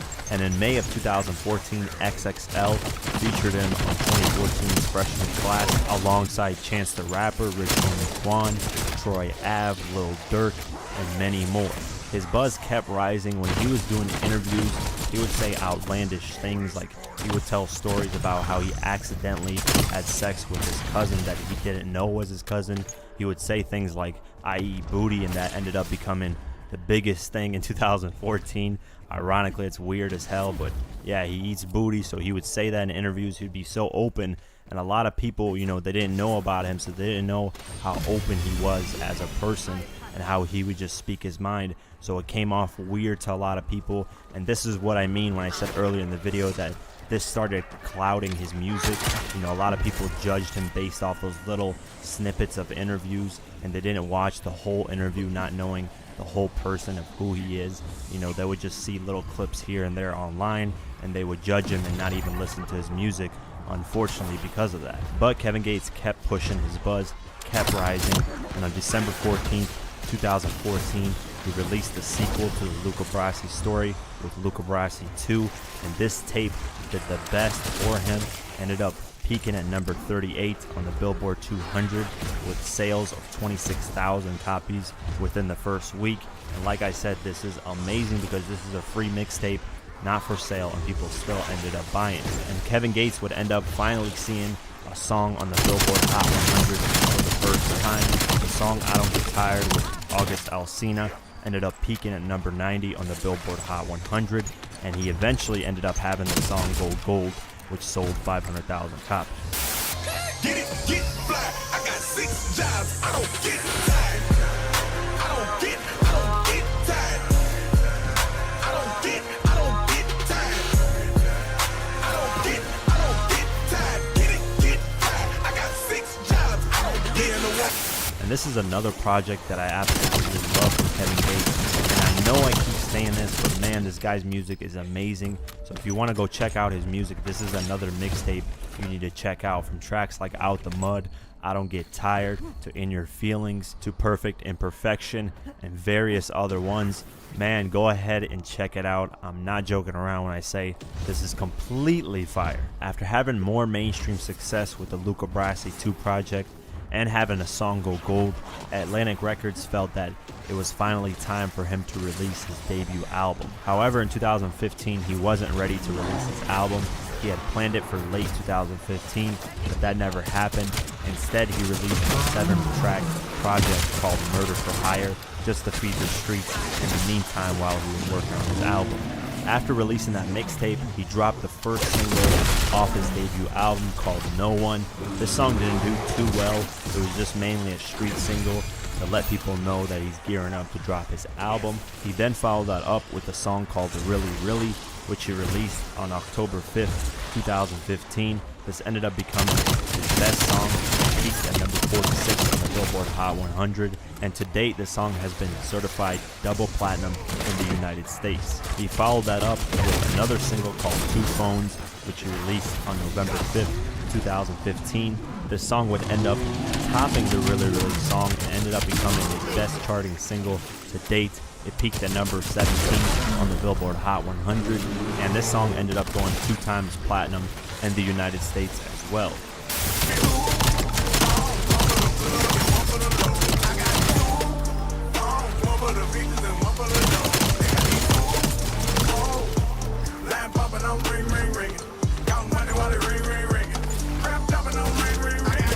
Finally, Kevin Gates was ready to release his debut album, Isla, and on January 29th, 2016, he dropped it and it debuted at number 2 on the Billboard Hot 100, and with streams, it ended up selling 112,000 copies within the first week. And in just 6 months, on August 30th, it ended up becoming certified platinum, selling an equivalent of 1 million copies in the United States. So he ended up topping J. Cole because this was a certified platinum album with no features, just like J. Cole did in 2014 with 2014 Forest Hills Drive. Even though he had a platinum album with no features and did that faster than J. Cole, for some reason, no media site, no award show, nothing really gave him respect. He didn't get nominated for much, which is very unfortunate. After releasing that debut album, Kevin Gates was ready to drop his second album, Kaza, but the label wasn't letting him do it. They wanted to keep promoting the album. So instead, on May 2016, he dropped the sequel to Murder for Hire with Murder for Hire 2. As months went on, Kevin Gates ended up finding himself in more trouble with the law. He ended up kicking a fan in summer of 2015 in Lakeland, Florida. And on October 26, 2016, he was convicted of that charge and sentenced to 180 days in jail. Now, that wasn't a lot of time, but in 2017, Kevin Gates was unlucky again and was sentenced to a 30-month prison sentence in Illinois correction facility for gun charges stemming from a 2013 incident. And a lot of people were assuming that he was going to serve that full time, but thankfully he didn't. And while being locked up in 2017, he hadn't released any new music, so his wife Drika decided to release the sequel to the By Any Means project and decided to drop By Any Means 2 on September 22nd, 2017. And when this mixtape released, it showed that a lot of people were still interested in Kevin Gates' music, because the mixtape ended up debuting at number 4 on the Billboard 200, and within the first week it sold 55,000 copies, which was half of what his debut album sold within the first week, which was amazing numbers because they didn't promote this mixtape at all. They didn't have any singles, any radio singles. They didn't have any music videos until later on. Get that one done. And of course, in those music videos, Kevin Gates wasn't there. I'm not a human being, and I came up from nothing, just imagine that. Now I got my own, just imagine that. Try to take it from me, I ain't got it back. I lost day ones, just imagine that. I'm feeling like it's all on me. Soon as they fall, they gon' call on me. I remember when they used to talk about me. These days, no, I got it all. Alright, so we gotta do one more Diamond Bloodstone. And this was also one of my favorite projects as well. And I know I keep sounding like a broken record saying that, but that's just Kevin Gates' music for me. I mean, with songs like No Love, Had To, GOMD, What If, and the song Why I, imagine that as well. All those songs were amazing, and I wish it would have gotten the push and promotion that it needed if Kevin Gates was out. And finally, Kevin Gates got released on parole on January 10th, 2018. Since his release, there's only been one video of him being seen out and about. He hasn't been doing anything on social media. Only a few shows have been announced just recently of where he's performing. He's been very low-key, just working on music, and that just makes me way more hyped up because I can't wait to hear what he has cooking. And I believe that second album, Kaza, is going to be completely fire. Hopefully it's his year this year, because in 2016, he had a massive year. He was the second best selling hip-hop artist, right behind Drake with his album on views. So of course he had an amazing year in 2016, but I hope in 2018 he completely dominates. But that's it for this video and this episode of The Rise Of. I hope you guys enjoyed it. If you're a Kevin Gates fan, go ahead and comment below with your favorite songs or your favorite project from him. Like I said, I've listed all the projects I like the Luca Brasi series, the By Any Means series, the Stranger Than Fiction mixtape, and various other projects. I mean, this guy's delivered quality content year in and year out, and he continues to. Like, if a lot of people try to make me feel like I'm not educated, or if I don't have no math. Oh, shut up. What up, guys? It's your boy Quake, and I'm back with another Who Really Won. I know you guys have been asking me to do these videos. These videos take a lot of time, a lot of research, and well, the videos just take a lot of detail just change too, the borderless because you have to find the right clips, find the right information, and make sure you don't mess anything up. But I'm back. I'm here to give you another one, and this one is legendary. This one is an actual beef because a lot of things that took place were more physical. I'm not educated. Really bad happened in this beef that I do not condone. Obviously, I'm not trying to glorify these beefs. I'm not trying to put these beefs on a pedestal and say that these rappers should be doing this. That's not the case with these videos. I'm just simply going in history and hip-hop and picking the most interesting beefs, to me at least. And this one is interesting because it's one of the major down south Atlanta beefs that really got overlooked or just wasn't really put on that pedestal of one of the greatest hip-hop beefs. And as you know, Atlanta is really well connected. They support each other in music. That's why Atlanta is still running things. So this beef is rare. Usually when Atlanta artists have beefs, it's not really in the mainstream public, or it's something really small between artists who haven't really taken off yet. But nonetheless, let's get into this. As you can tell by the video title, this is Gucci Mane versus Young Jeezy. The beef started out in 2005, and a lot has taken place since. The beef has died down at this point, but they're still not cool with each other. So you know the drill. Let's get into it. Let's talk about how it started. Obviously, there's a bunch of stories on how it started from Jeezy's side, from Gucci's side. We're going to try to get to the middle of that, and then I'm going to go over the major points in the beef. And then we're going to end it off with who won the battle portion of the beef, which is the short-term portion of the beef, and then who won the war portion of the beef, which is the longevity after the beef. Are they still excelling? Are they still rising? Are they still relevant? You guys know what to do. Get your drink, get your popcorn, sit back, and relax. What's going on with you and Jeezy? I don't fuck with a nigga, he pussy. Right. So, what's got you feeling that way, man? Niggas just be doing little bitch ass shit, you know what I'm saying? Shit a bitch would do, you know what I mean? Like a little bitch. All right. So where's all that coming from? Because, I mean, y'all had the song together. It seemed like the relationship was going along pretty all right. You know, y'all both repping the A. I thought it was a real nigga, man, but, you know, nigga carbon copy, man. I'm Oreo. All right. Everything's cool, man, you know what I'm saying? I've been beefing with niggas in the hood all my life, you know what I'm saying? But it's like one of the weakest niggas I ever beefed with. So it really ain't no problem. Well, I mean, you know, we ain't never had no relationship, man. Dude's a fuckboy, man. You know what I'm saying? I really don't like to be compared to that nigga, man, because, like, I'm like a VHS, homie. You can rewind me back. Everybody in the city know me, dog. Like, this nigga, you know, basically I did another nigga a favor, dog, you know, and the nigga is a fucking gnat at a barbecue, dog. The nigga, he trying to get some shine, man. You can't get no shine on me. I'm a boss, dog. He's an artist, you know what I'm saying? Like, you know, as far as the streets are concerned, you know, I really don't like to speak on this shit, man. I mean, real talk, in a nutshell, my nigga, ain't no beef, because that nigga know I'm out every day. If you want to see me anytime, nigga, he come see me. And while y'all let tell that bitch ass nigga quit calling my phone, copy deuces, man, it's all good. You know what I'm saying? We straight, homie. And as far as the other shit is concerned, you know, I just really don't like this nigga throwing my name and all this shit to sell records. That's a whole move. Any nigga from any hood know if you get in any type of trouble and a nigga throw your name in that shit, he's a snitch ass nigga. And that's what he is, a bitch ass, snitch ass nigga, dog. You know what I'm saying? I don't like to get a nigga no light, dog. Real talk. So let's get into how this beef allegedly started. Now, all through my research, what I found out was we really didn't get a definitive answer for this.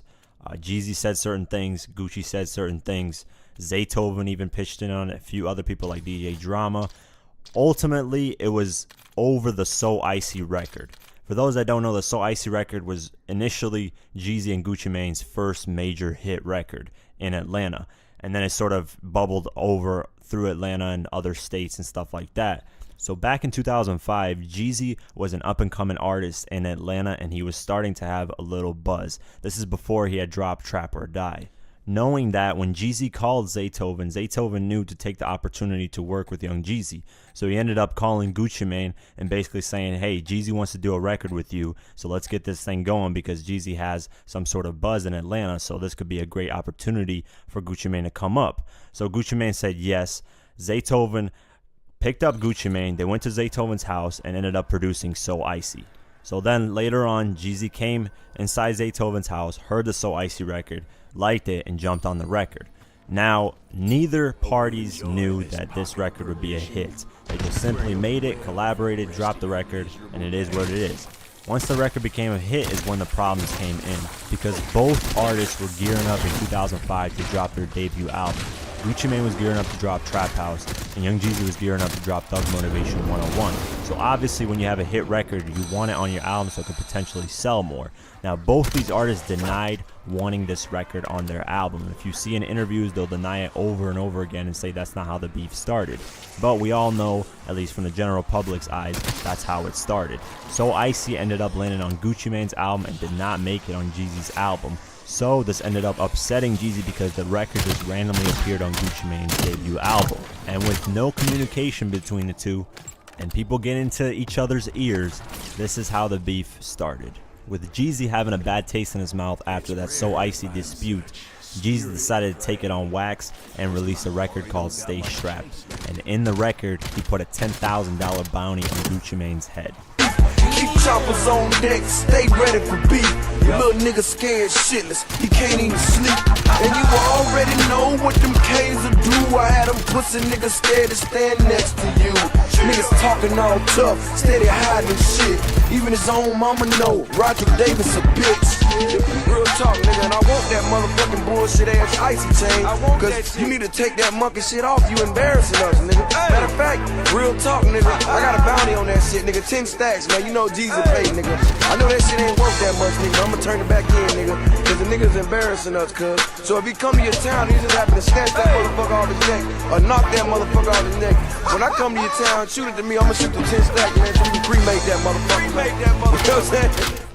God damn, when I heard the trumpets and Jeezy coming out with a verse saying Snowman bitch 19.5 a piece, I was going crazy, man. I was going crazy. I lost it. And then he said, even his own mama know Roger Davis bitch. Now listen, man, Gucci Mane, don't get me killed. You know, I just fuck with the record. I know your name Roger Davis. I don't think you a bitch, but this record was hard. From the instrumental to the bars to the intro to the facts being spit to the ending. The only thing I disagree with is putting that bounty on Gucci Mane's head. It's telling people in the streets, knowing you're well connected with the streets, knowing that people are very hungry in the streets and will do anything to get money. Jeezy, this was the wrong move to put a bounty on Gucci Mane's head. Saying that we'll give you 10 G's if you get Gucci Mane's chain and possibly kill him was just the worst thing, because Jeezy's well connected in the streets with BMF. Gucci Mane was well connected in the streets. We knew this is going to turn to something fatal, and I'll talk about that later. So after that Jeezy diss record drops, in the same month of May 2005, Gucci Mane decides to respond with round 1, basically initiating the beef has officially started. This is round 1 of Gucci Mane for the season. He's a perfect example of what a crowd is. Chopper hit you, make you scream out your ad-libs. Yeah, let's get it. Gucci boys on it, then the hood gon' fit it.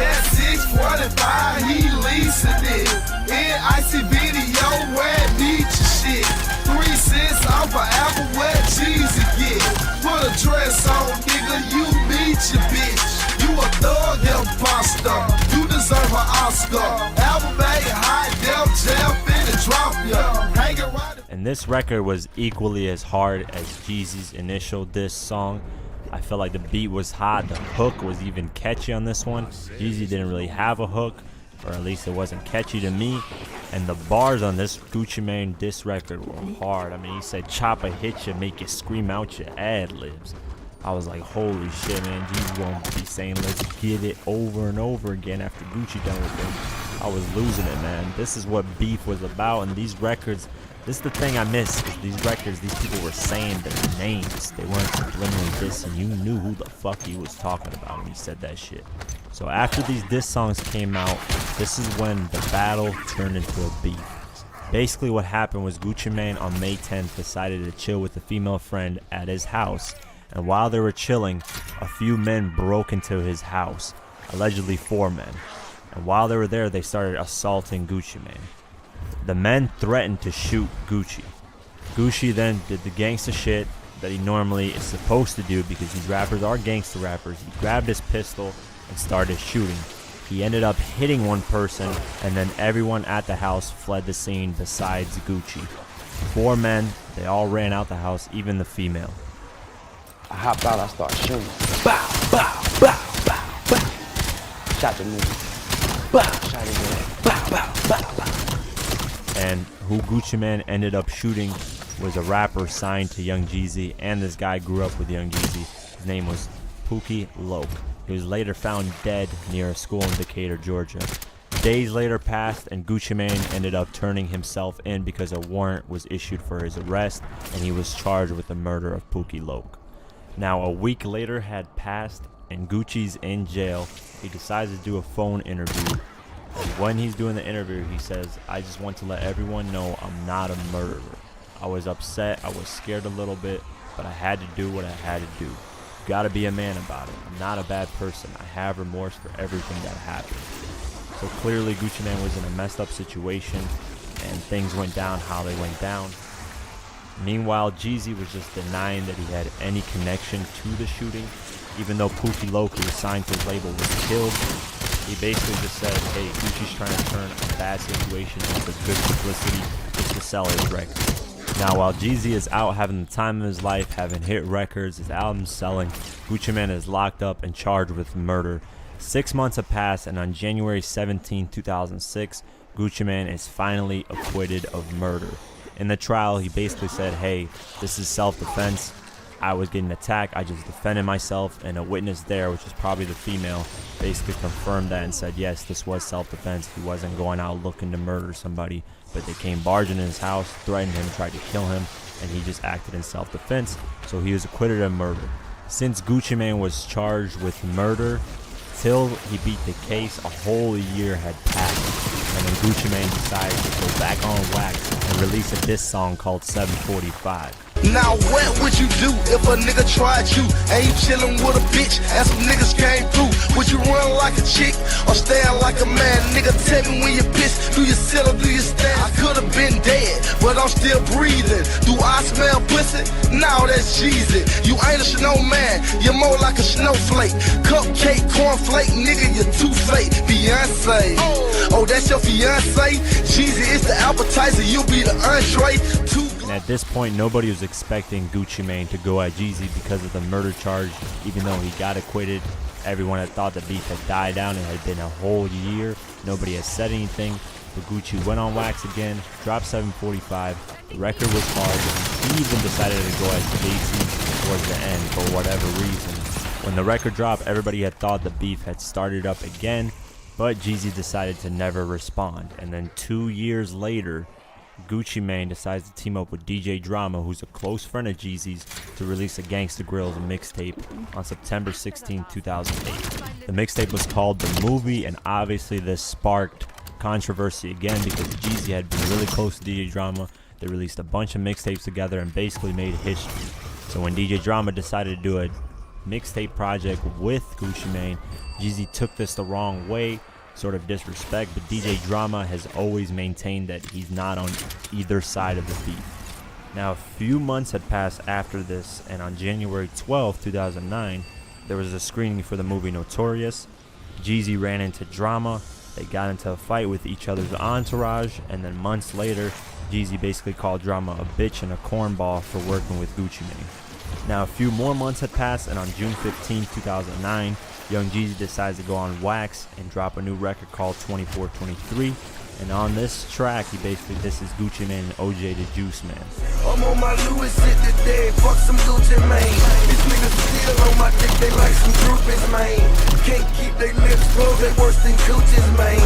And that fruity looking stupid like some coochie, man. Let you trick me off these streets, you must be stupid, man.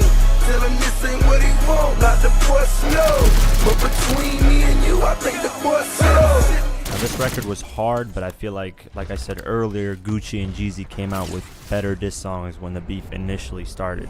These records were good, but the time gap between when Gucci dropped his second diss to when Jeezy dropped his second diss was just a few years apart. So basically, this beef had died down, come back alive, died down, come back alive, and I wouldn't be surprised if it kept doing that throughout the years. After that diss track dropped by Young Jeezy, nothing was said by Gucci Mane, no diss track back. So the beef had died down again, and on December 4th, 2009, Gucci Mane had announced that he did a collaboration with Young Jeezy, which was a surprise to everyone. Nobody expected to hear that because the beef had gotten violent. So apparently Jeezy, Gucci, and DJ Drama got on the radio station and called it a truce. Basically, Gucci Mane was locked up at the time, but he called in and he was like, I'd just like to say, it's way bigger than all of us. I feel like the way the city's been supporting all three of us, they deserve this. It's about that time, man. We're getting older, growing, so let's do it for the city. So everyone had thought the beef is officially over. They dropped the track Trap or Die 2, collaborated, a lot of people liked the record. Gucci Mane then decided to go on Big Boy's radio show on December 15, 2009 and basically say, hey, it's a truce, we got more records coming in the way. And then a few months go by, and on March 4th, 2010, the entourages get into a brawl. So Jeezy and Gucci Mane were not there when this happened, but apparently Waka Flocka was there, and Waka Flocka had not established his own career at the time.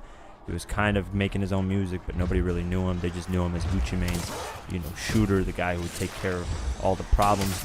And then Jeezy's entourage got into it. They fought each other. It had nothing to do with Gucci and Jeezy. They weren't there, so they didn't call the shots. I don't know what escalated this. This is what usually happens in beefs, is the people around the artists usually start this shit, get into fights with people, and then this is where it leads to something even more violent, because usually the main artist doesn't want more problems. He already has enough on his plate. He doesn't want to cause more problems, more beef, so he has to watch his back and all kinds of shit like that. He got in a fight. Waka left the scene with a black eye courtesy of Young Jeezy's artist, Slick Pulla. So now the beef is officially on because it got physical again, and no shots are being taken back. Surprisingly, about a year and a half, beef went on, but nothing really happened. It was silent, no diss tracks, no entourages getting into fights. So after all that, about a year and a half had passed, and on August 11, 2011, beef had died down for the whole year and a half. Gucci Mane basically said on that date he can't see himself ever rapping with Young Jeezy again. He basically said, listen, it's not something that's repairable anymore. We did what we did. We can just coexist and never do music again. So Gucci Mane has officially closed the deal on the beef ending. And a few more months had passed. Jeezy decided to appear on MTV's Rap Fix on December 11, 2011. Sway decided to interview him and ask, what started the Gucci Mane beef and can it be repaired? So now we're going back to the initial start of what started the beef. And Jeezy has something interesting to say and something interesting that he revealed. He basically said Gucci Mane got upset that Jeezy didn't come and perform So Icy. And because he didn't show up, Gucci Mane got upset. But the thing that Jeezy revealed that wasn't revealed before, that not even his label knew, was that Jeezy at the time was getting throat surgery. So that's why he couldn't come and perform with Gucci Mane. He didn't tell that to Gucci Mane. He didn't tell that to his own label. For whatever reason, he kept it a secret. But apparently that's the reason why the beef started. But we don't know if Jeezy's trying to cover up his tracks. Now, nearly a year passes again, Gucci Mane appears on the Breakfast Club and basically says he has no respect for Young Jeezy because Charlamagne mentions them possibly squashing a beef or doing records together, or at least recognizing each other as legends. And Gucci Mane says, listen, I can't look at him as a legend because he tried to kill me. which in all due respect, I would be the same way. I would say the same shit. If somebody tries to kill me, they're not looked at as a legend to me. Now, this was in 2012 when Gucci Mane was just off the loops, going fucking crazy. He ended up going on Twitter rants, dissing everybody, threatening everybody. This is before he went to jail and transformed into the Gucci that we know today, the more calmer, relaxed, clear-minded Gucci. This is the Gucci where even in the Breakfast Club interview, he's saying he might end up hurting somebody or something. If he doesn't go to jail, something's going to happen. So the beef is slowly starting to reignite again. And Jeezy decides 2 days later to appear on Big Boy's Neighborhood and basically calls Jeezy retarded. In the interview, he says, man, everybody knows that boy is retarded.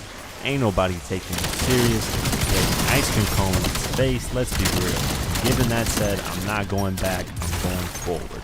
So clearly with Jeezy, it's been in the past. It's done with. He's not revisiting it. But Gucci Mane felt a totally different way. And this is when one of my favorite diss tracks of all time in hip-hop got released. Arguably, to me, this is my top 5 favorite diss tracks in hip-hop ever because it's such a nonchalant record. It's so simple.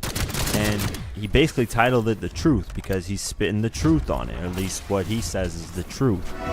Hey, the chain's going and I ain't took one yet. And they're retarded about Gucci, but this gold Rolex. A $10,000 bounty put on my neck. I hope you didn't pay them cause they didn't have no success. You see my interview, nigga, and you got upset. I seen your interview too, you look oh so stressed.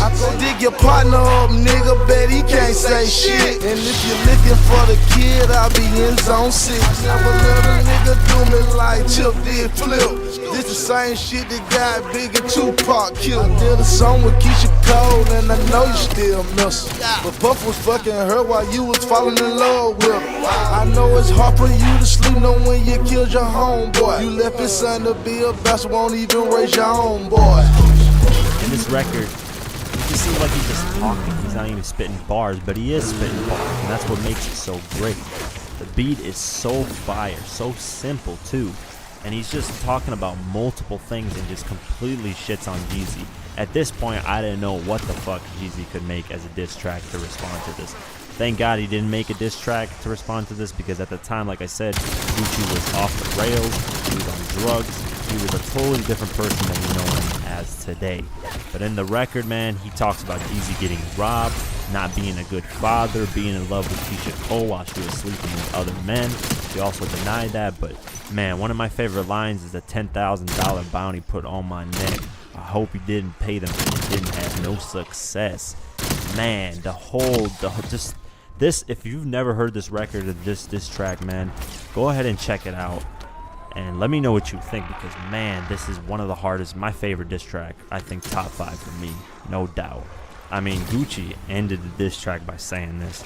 I know it's hard for you to sleep knowing you killed your homeboy. Referring to, you know, the guy that came in, tried to shoot Gucci, ended up dying. That was Jeezy's homeboy. Then he said after that line, he left his son to be a bastard, won't even raise his homeboy. God damn, I was, man, I don't know what the fuck to say. I was speechless. There's nothing left to say. He said you left his son to be a bastard. I mean, he ain't got a father. You left his son to be a bastard. Then you won't even raise your own damn kid. God damn. Gucci, like I said, top 5 diss tracks of all time. I mean, he went in. Nothing held back. And then after that diss track dropped, Jeezy didn't say anything.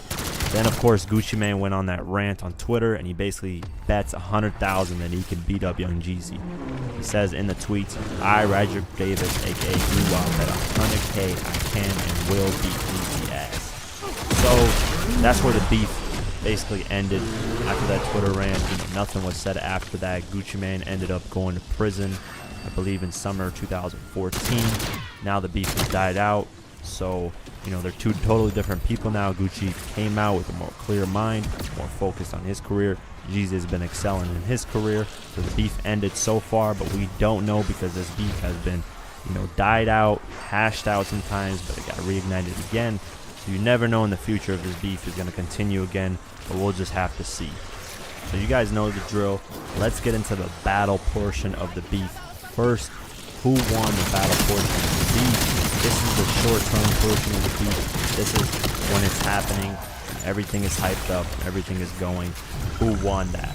Well, with the first diss tracks, Round 1 by Gucci Mane and Stay Strapped by Jeezy, they both came out strong. I like both the records. Both were spitting some hard shit on that with memorable lines. So in the initial start, they were both ahead of their time. They're both doing good.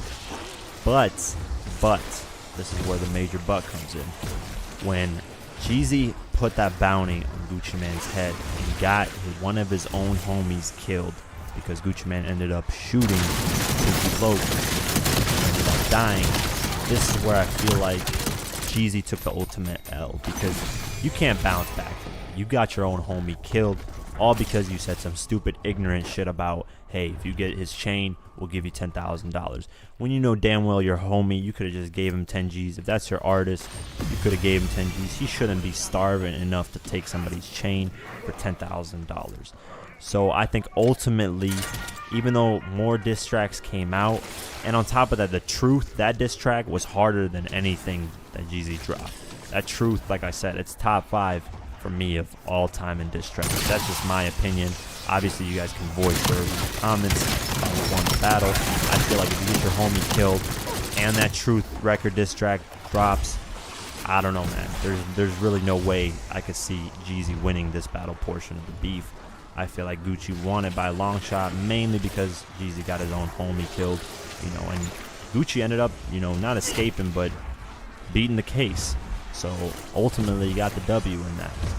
Now let's get into the war portion of the beef, and this is the portion after the beef is over with, settled with. Who has excelled in their career after the beef is done? Now, if I was making this video last year, this wouldn't be such a close, tight-knit race, because Gucci has really cleaned up his act since he got home in last year of summer 2016 till now, summer 2017. He's excelled a lot. He got his first platinum single with Drake on both. He's cleaned up his act, dropped 3 albums that did very well. So right now, it seems like Gucci's having the upper hand, but we got to remember this beef didn't end until late 2013.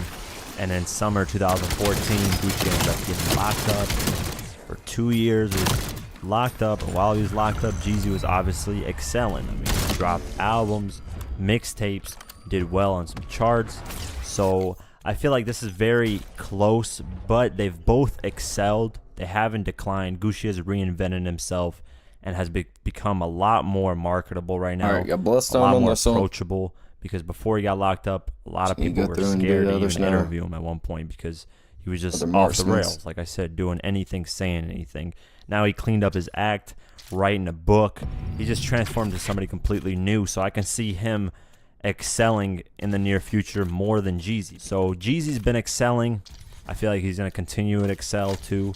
But since the only reason I'm giving this to Jeezy is because since Gucci got locked up for those 2 years, that's my only argument, is those 2 years kind of held him back. Yeah, he dropped a lot of projects. Yeah, he had the streets on lock at certain points, but we're not physically there. It's kind of different. Jeezy had albums, wrote some hits, you know, so I give it slightly to Jeezy in the war portion, but it's very, very, very close. I mean, you could almost argue the point that Gucci won both of these, especially the battle. Like I said, the war, it's very close. I slightly give it to Jeezy, but of course, this is a video where I want you guys to chime in. Get in the comments below. Let me know what you guys think. Do you guys think Jeezy won the battle portion or Gucci won the battle portion? Do you think it just don't work Jeezy won the war portion or Gucci won the war portion? I mean, this whole beef was interesting. A lot of crazy things happened. So get into the comments, argue, do what you guys do best. I'll jump in there too. I'll respond with my thoughts. But I hope you guys enjoyed this video. It took a lot of time to make it. I will be continuing these beef videos. A lot of people seem to like them. The 50 and Ross one was received very well. So let me know what you guys think in the comments below. Like, share, subscribe, follow me on Instagram and Twitter, and I'll see you guys in the next one. Peace.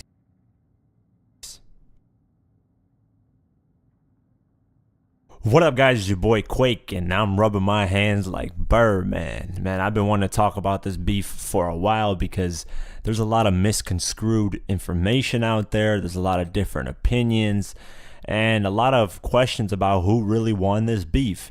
And if you watch my last video on Meek Mill versus Drake, you'll know the formula on these videos. You'll know what I'm going to be talking about. And as you can tell by the video title, I'm talking about 50 Cent versus Rick Ross. I wanted to go a little bit back in time in 2009 when the beef started and talk about who started the beef, because that's a lot of misconstrued information. Some people say 50 Cent did, some people say Rick Ross did. I'll get down to it of who really started it, and then I'll go over the beef completely from beginning to end, and then towards the end we'll talk about the war portion and the battle portion of the beef and who won each portion. And this is probably going to be a long video, so sit back, relax, get your favorite drink, your favorite food, and let's get started. You know, because if you're looking for someone, it ain't that hard to find me. You know, I'm around, and I'm not used to having an altercation with law enforcement. I'm just not used to saying I'm going to do something to a correctional officer or to a police officer or anyone who's been under oath that's going to say with no problem everything that you've said and everything that's happened immediately after. Like, you know this person is sworn in. So, you know, like. It's different where I come from. Fuck out there. And y'all niggas got to follow the rest of y'all life. I'm gonna shit on y'all niggas on every corner. You think it's on, hey, in 50, you boring me. I might need to get at Eminem now. I might need to, I don't know. Eminem, I'm a big fan of yours. But you got your monkey, your pet monkey, is boring me. Thought he was alone. He was real. So who really started the beef? Well, the media will have you believe that it was 50 that started the beef. He was the instigator as usual. Everybody thinks he's the one who starts the beef, starts problems with people, when in reality, that's not the case. 90% of the time, it was other rappers going at him first. So Rick Ross, out the clear blue, drops a random song called Mafia Music, and in a few bars, he goes at 50 Cent. And in these bars, he talks about the situation where 50 burned down his, allegedly at least, burned down his baby mama's house. So in those bars, he goes at him for that and calling him a jealous, stupid motherfucker. I love to pay your bills, can't wait to pay your rent. Curtis Jackson, baby mama, I ain't asking for a cent. Burn the house down, you gotta buy another. Don't forget the gas can, jealous, stupid motherfucker. And Ross knew that 50 Cent would take the bait. You know, 50 Cent's always been known to handle his beefs. Anybody who calls him out, he's always been known to retaliate no matter what. So Rick Ross, I think, just saw this as an opportunity to sort of be mentioned with one of the greats, because if he took down 50 Cent in this beef, it would obviously catapult him to the next level, because 50's on a higher hip-hop level than Rick Ross is, and he still is to this day, in my opinion at least. 50 also says that what Rick Ross said that sparked it initially was that 50 Cent looked at Rick Ross the wrong way at the BET Awards. You see me at the BET Awards, you see me by myself. Everybody else at the BET Awards told me. I don't even remember seeing this nigga. This the illest shit is, I don't even remember, like, in passing. Like, he's so unimportant that I don't even remember walking past the nigga or anything. Which obviously is just a dumb excuse. He just wants to go at 50, like I said before, to catapult his career. And, you know, 50 knew this, but 50 has time on his hands because he's stupid rich.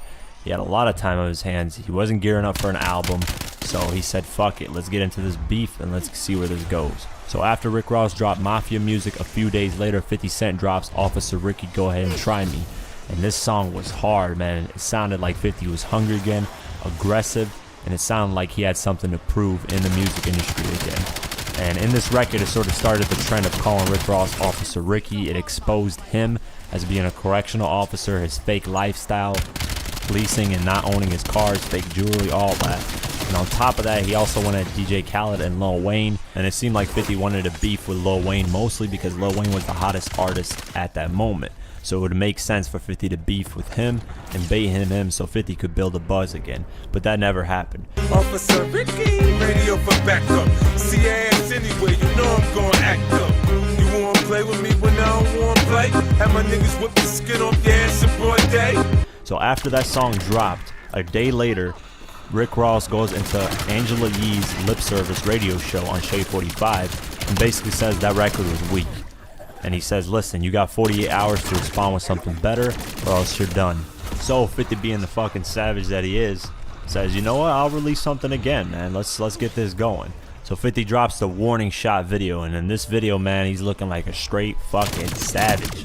You can see the damn war in his eyes. He wants, oh man, he wants to get a hold of Rick Ross and just beat the shit out of him and possibly kill him, because in this video, he lets it all loose, man. He says, listen, I'm gonna fuck your life up for fun, because he has money and he has time and he can do that. Now, at this moment, you have to remember that Rick Ross's net worth was like nowhere near 50's. I mean, 50's was at like 400 million, and Rick Ross was probably making like 6 million a year. So 50 was on a whole different level. So when he said that, everyone was siding with 50, because let's be honest, if you got money, you got access to a lot of things that the average person doesn't, or somebody with a lot less money doesn't. So in the video, he shows a bunch of paperwork. He pays for his court transcripts, finds out a bunch of personal information about him. So you know now it's about to get serious. 50's about to hit people with facts about him being a correctional officer, about him living this fraud lifestyle. So 50 said, okay, he wants more and more content, so fuck it, let's go again. And about a few days later, he drops an interview with Tia, aka one of Rick Ross's baby mamas. And basically he gets her to confess that, listen, Rick Ross is a fraud. Nothing that he says is real. His life isn't real. Chains rented, cars leased, house not paid for, can barely provide for his own kids. So basically she just exposes the shit out of him. 50 takes her on a shopping spree, pays for the kids, I believe, child support. I don't know what he did some savage shit. Just paid for a bunch of shit, gave her a book deal on top of that. So 50 was looking out for her while she was looking out for him. And this was just embarrassing, man. I was like, what the fuck is going on here? Is this a beef, or is this fucking a gossip show or some reality show or some shit, man? But this was real, man. 50 took it there, and 50 wasn't stopping. And since 50 wasn't taking Rick Ross serious because of how much of a fraud he is, he decided to release an Officer Ricky cartoon series, and this shit was hilarious. Each episode was basically Rick Ross arresting a bunch of artists and putting them in jail, and 50 did the voiceover for himself and as well as other things. So if you guys want to watch that, I'll leave the link in the description below for each episode. Nigga, get me up out of here. Officer Ricky? God damn it, you ain't even show me a badge before we start shooting. You have to identify yourself as a police officer. I need legal representation. Officer Ricky, is there any possible way you could tell your fellow police officer friends to let me up out of here? You wouldn't have did this if you was still on slip and slide. Khaled told you to do this to me? Yes. I'ma get that motherfucker. Boss. So what does Rick Ross do after all of this? He decides to go to the music and release the second diss song. And this song is what sparked a lot of other things. The title of the diss song was Kiss My Ring Finger Curly. And this record wasn't that hard in my opinion. He was going to the New York streets talking to some alleged goons, and they were like, Rick Ross is good in the NY streets, blah blah blah. The record wasn't that hard. It didn't stick with me. I personally forgot it right now. I just remembered it because I'm looking over the beef and I'm doing my research. But yeah, the record sort of came and went. You don't want to see me, rather see what's in the clip. You's a monkey, you orangutan, locked up. Yeah, I heard they call you Chang-a-lang, undercover fag. It's like homo. No steam, Jimmy got you doing promo. Nigga, I run this shit, nigga. Like I said, you swaggerless. Wearing rings on your middle finger, looking like a fucking monkey. Them guns go off that, nigga. You heard? Fuck all that other shit. Listen, man, niggas ain't fucking with the riders and they ain't fucking with Ross, bro. Let y'all niggas know, man. He come to New York, he got the goons with him, man. It's New York. We go any borough, anytime, like this with a smile on our face. It's nothing. Let's get you. Y'all know what it is, man. But then also a website came out called thisiscurly.com. Now this was a diss and spin off of thisis50.com, and they started calling 50 Cent Curly. And on this website is what sparked a lot of dangerous shit. On this website they had 50 Cent's son, his head photoshopped onto a monkey. And this is what caused 50 to create that crazy ass video of him going to DJ Khaled's mom's house and threatening DJ Khaled's parents. And this is what the video of the psychic told me. I don't know if you guys seen that, but that video is insane. I'll link you guys to the link in the description below as well. If I can't post it on here, if I can, you guys will probably see the video right now. Y'all got this little poem I wrote for DJ Khaled. Check this shit out, right? It's called I Just Want to Tell You What a Psychic Told Me. Your car tires got stabbed out. Now you know, I know where you be. I just want to tell you what a psychic told me. I know where your mama house is. Now look, you can see. But I just want to tell you what a psychic told me. I know where your mama work at.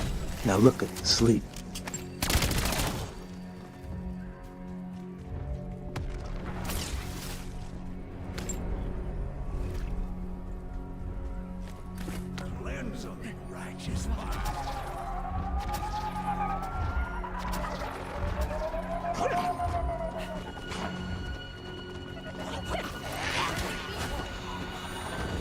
I just want to tell you what Psychic told me. It's not the kind of nigga you should fuck with, babe. It's special. I have less compassion than all the Jimmy.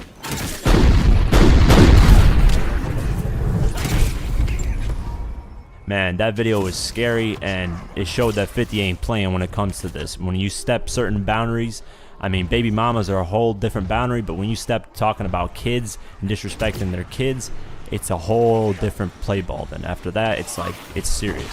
So after Rick Ross made that thisiscurly.com website and started calling 50 Cent Curly, 50 decided to flip that and be like, listen, I'm gonna make a comedic video about it. And then this is where the Pimpin' Curly video series was born. And I feel like this is when a lot of people switched and said that 50 was winning the beef, because these skits were fucking hilarious. I mean, everybody, even Jim Jones was laughing. Even the game was like, you know, I'm giving 50 respect and props. And he was like, if Rick Ross, you need help, you give me a call. I mean, if the game is giving you props from one of your main enemies, that means you're doing something right. So this Pimpin' Curly series really gave a new perspective on 50 Cent and showed that he could be a comedian as well in terms of this beef. It's about Pimpin' Curly now. Oh, nah. Nigga gonna say I don't look good. Motherfucker, I look good. I look real good, nigga. Ain't nothing, I got the check. You see me, nigga? Chinchilla, I got leather. Motherfucking alligator. Got a little bit of motherfucking snake, nigga. Got the motherfucking zoo on, nigga. Look at my back. The coolest nigga in the side. And 50 continued. He decided a day later to release a G-Unit diss song. Now Banks and 28 were getting involved, and the song was called I'll Be the Shooter. And of course, you know, Banks on his lyrical shit, Yayo on his great ad-libs, going at Rick Ross, and now G-Unit has been involved officially in it. A few days pass, and what Rick Ross decides to do is respond to the Officer Ricky animation cartoon by basically taking 50 Cent's cartoon and just doing a voiceover and insinuating that G-Unit is gay with Banks, Yayo, and 50. It was kind of corny. It wasn't that funny. Saying the same thing over and over again, kind of got tired of saying that 50's gay, Banks gay, they suck each other off, whatever. It was like, okay, we get it. Then he dropped another song called Push 'Em Over the Edge. Bars was kind of weak. Most of it was just talking. Towards the end, it was kind of funny when he called Banks a faggot. I don't know why, just the way he said it was hilarious. But other than that, that record wasn't that hard either. On sight, y'all niggas getting smacked, and don't forget the fact y'all niggas all whack. Lloyd Blanks, I know you wonder why I ain't say nothing about your bitch ass, but I can never acknowledge you. You sucked your assistant dick on tape, and he leaked it. You're a fucking dick-sucking faggot. Lloyd Banks, your career's over. We don't even know you. So that bring me right back to the fucking monkey. CSI New York, nigga, you wanna investigate something, you fucking private investigator? You's a dick sucker, nigga. We watching your empire crumble before your face. You embarrassing your colleagues. Come out the closet and admit it, Curly. Admit it, Curly. You're a dick sucker. Your career's finished. And then 50 Cent comes back even harder in the next 2 days after that Push 'Em Over the Edge diss track. 50 responds with a Psychic Told Me video, which I explained earlier about 50 going to DJ Khaled's parents' house and threatening them. And he later removes the video, but he released it so the public could see it and then get rid of it so he probably doesn't get in trouble for it. And then a day later passes by, and then 50 drops Tia Told Me record, which was, to me, fire. I mean, some of the lines are just crazy in that song. Like when he says, it's 90 degrees out here and we gotta wear a vest. I was laughing my ass off. 50 can get lyrical when it comes to beats, man. If you guys haven't noticed that 50 steps his bars up when it comes to beats. So there's moments where 50 ain't lyrical. Most of the time he ain't lyrical, but in these beefs, he wasn't playing around. That fake fuck boy shit don't fly in New York. You wanna listen to Joe? You wanna listen to Khaled? Fine. I just fuck everybody up while I'm at it. Versus, we the best in this. We depressed. After this shit flop, they're like, damn, we stressed. We a mess. He's not the nigga to test. It's 90 degrees out here and we gotta wear a vest. And then the monster in G-Unit, the guy who's known to have bars. You guys already know what I'm talking about. Lloyd Banks, PLK, drops Officer Down. Now, this record my God. Understand this ain't an obstacle, it's comical. The shades you wear been blinding you. Everyone knows what I'ma do. Everyone knows I'm liable, fool. I run up on his shadow, hit him proper. He by real as a $4 bill. Carroll City copper, chop them down one by one, two by two. This what I do. If you knew what I know, then you be cool. You be through. I'm on another planet. Fuck me, then pick me to spar with. We two different niggas. That makes you a special target. In this market, they let impersonators walk around. 50 bodies. I just laid the chalk down. Rick Ross couldn't do anything about this record. That's why Banks never got a response, because he just couldn't do anything about it. Lyrically, that song is in a whole different range, whole different field. Ross could not touch that record. On top of that, that song ended up charting on the iTunes chart. So not only was it a great diss song, but it was essentially a hit on iTunes, which is crazy for a diss record. So after that song drops and a few weeks pass, basically 50's releasing more Officer Ricky cartoons. Rick Ross is responding on radio stations, stuff like that, back and forth. Tony Ayo decides to release Somebody Snitched music video, which is a diss towards Rick Ross. Rick Ross decides to drop another record called Head of Florida. So it just goes back and forth for a few weeks.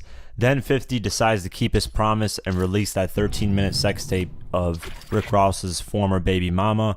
And this is where that lawsuit stems from. If you remember, in the 2015, 50 filed for bankruptcy because he got sued for $8 million from her, and I believe $22 million from Sleek Audio, which is a former company 50 was working with. Now, a few weeks passed, and something really, really interesting, and that caught my attention back when the beef was active, was that Rick Ross released a remix to Mafia Music, which was the original diss song that started this whole beef. And in the remix, he had all of 50's enemies at the time, which was Fat Joe, Ja Rule, and Game. Now, this is kind of like a reach for, I guess, help at that time, because I feel like even Rick Ross thought he was going to lose that beef.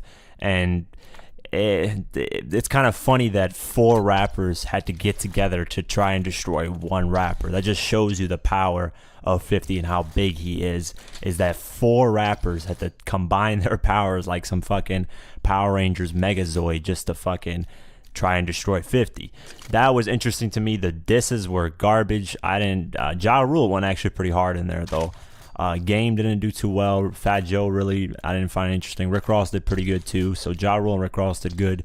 Game and Fat Joe were alright. Snakes gotta feel it, beef never squash. It's time I embark on my million-man march. I'm unorthodox. Name me the victor in the sweet wishing equal in that brain off the Richter. Marquise knocks, Marquise stop. Then I give him 50 cents, that's Marquise pops. I put $1 million on it, this pussy don't want it. Show up in his hood with the wolves by the morning. After that song dropped, not really much happened after that. Rick Ross teased a song called Cold Blood but never released it. A few months passed, and then 50 took Rick Ross's son and Tia to Floyd Mayweather's house, which is on YouTube, and that was another form of disrespect. But other than that, it died out in 2009 after that. So about 2 years passed, and in 2011, Rick Ross suffered a seizure, and 50 Cent basically said he got to take care of himself. And that was surprising because the beef had simmered down at this point, but 50 usually doesn't talk good about his enemies. So Rick Ross saw that, and on 106 & Park, he was like, if it was genuine, I appreciate it, and if that's the case, I thank you, homie, which was crazy. I thought the beef would have been ended by then because they're both talking good about each other, and, you know, who knows, 50 squash beef in the past. So another year passes, and this is where the crazy part happened, where the beef got reignited, and just shit got crazy after this. This is where like real threats are being made, and the beef got taken into something really, really serious. If you guys don't remember, in September 29, 2012, it was the BET Hip Hop Awards, and 50 was there to do a reunion show for Chris Lighty, because usually 50 doesn't appear at award shows anymore. He doesn't really like going to them, but he appears there for Chris Lighty because his manager, which was Chris Lighty, had passed that year, and he decided to do a tribute show to him.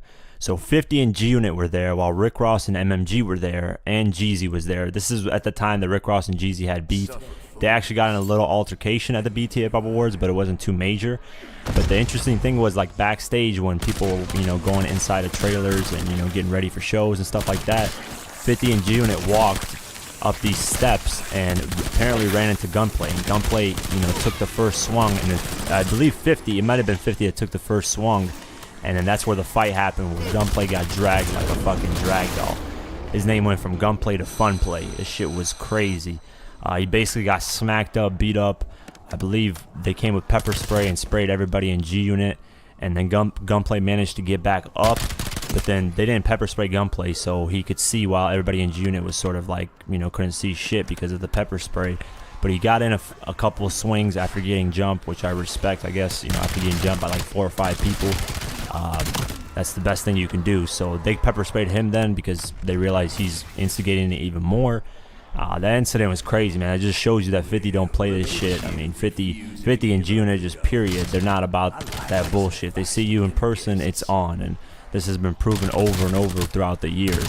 So Gunplay really got his ass handed to him, and so much so that Gunplay had to respect 50.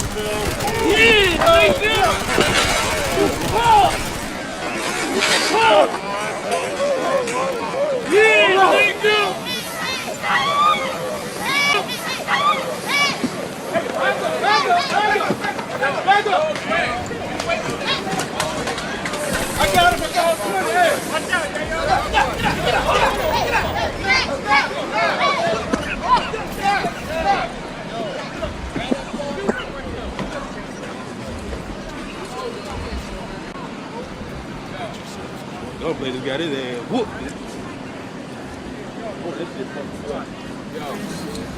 Got that shit? Nigga, I got that Yo, shit. who was that? 50 fighting? Yo, we're 50 fighting too. Word? Yeah. Pick up that phone that was on the ground? A few weeks later passed, and 50 is spotted in a bowling alley with an MMG chain.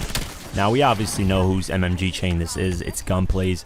But when 50 got asked about it in MTV, he denied that he took the chain. He denied. He just said he remade the chain and decided to use it for the music video Major Distribution. It's in that music video too. The MMG chain in the Major Distribution video. Where did that come from? What's going on? Oh, it came from a jeweler. Jewelers, they made that.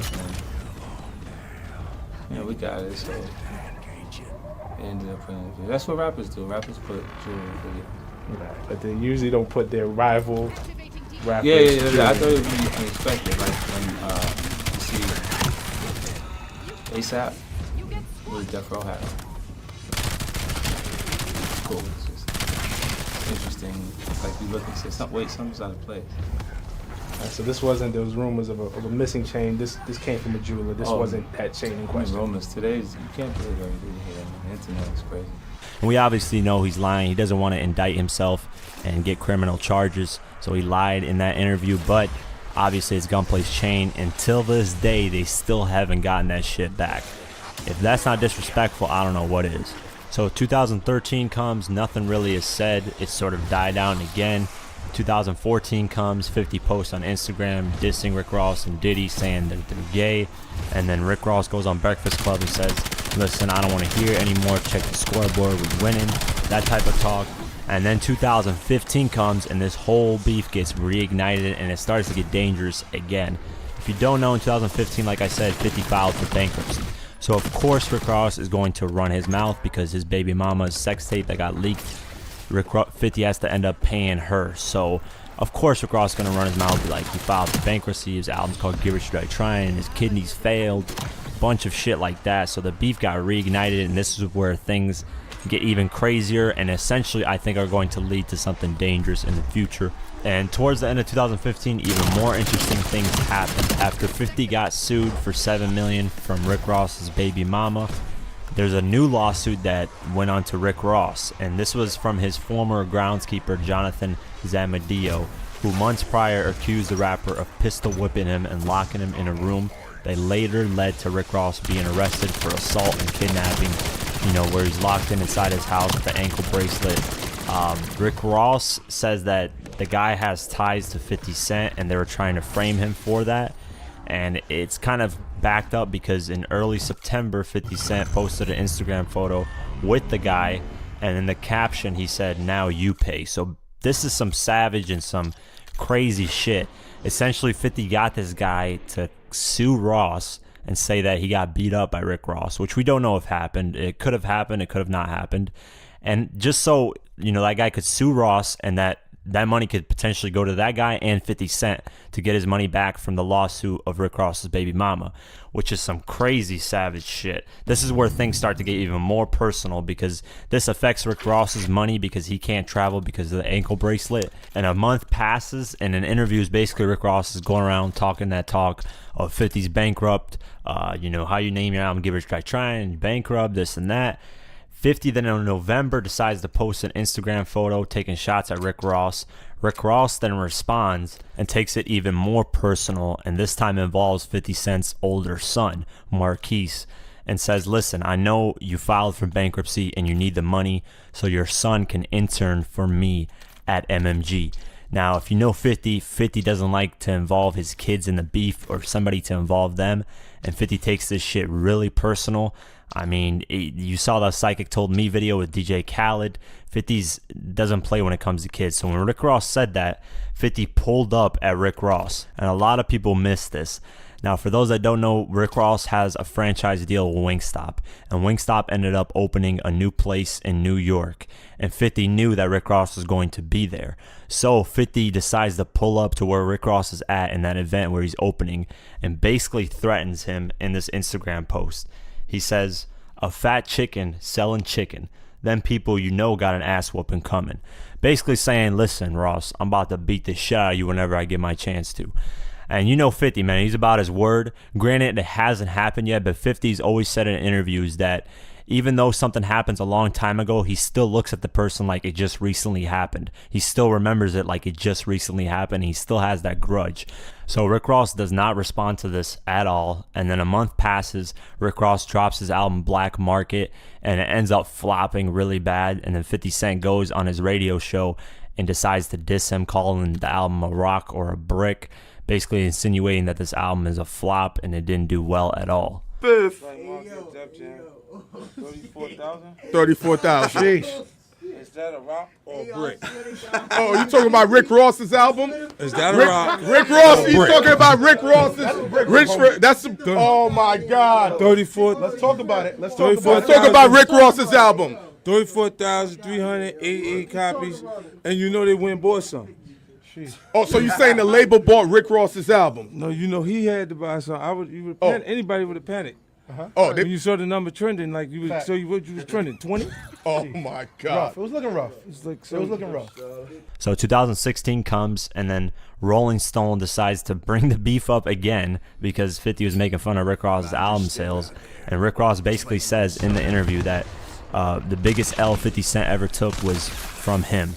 So obviously just pokes 50 Cent the wrong way again. And 50 says, "Listen, this is how we're going to end it off." And this is where the beef officially ended.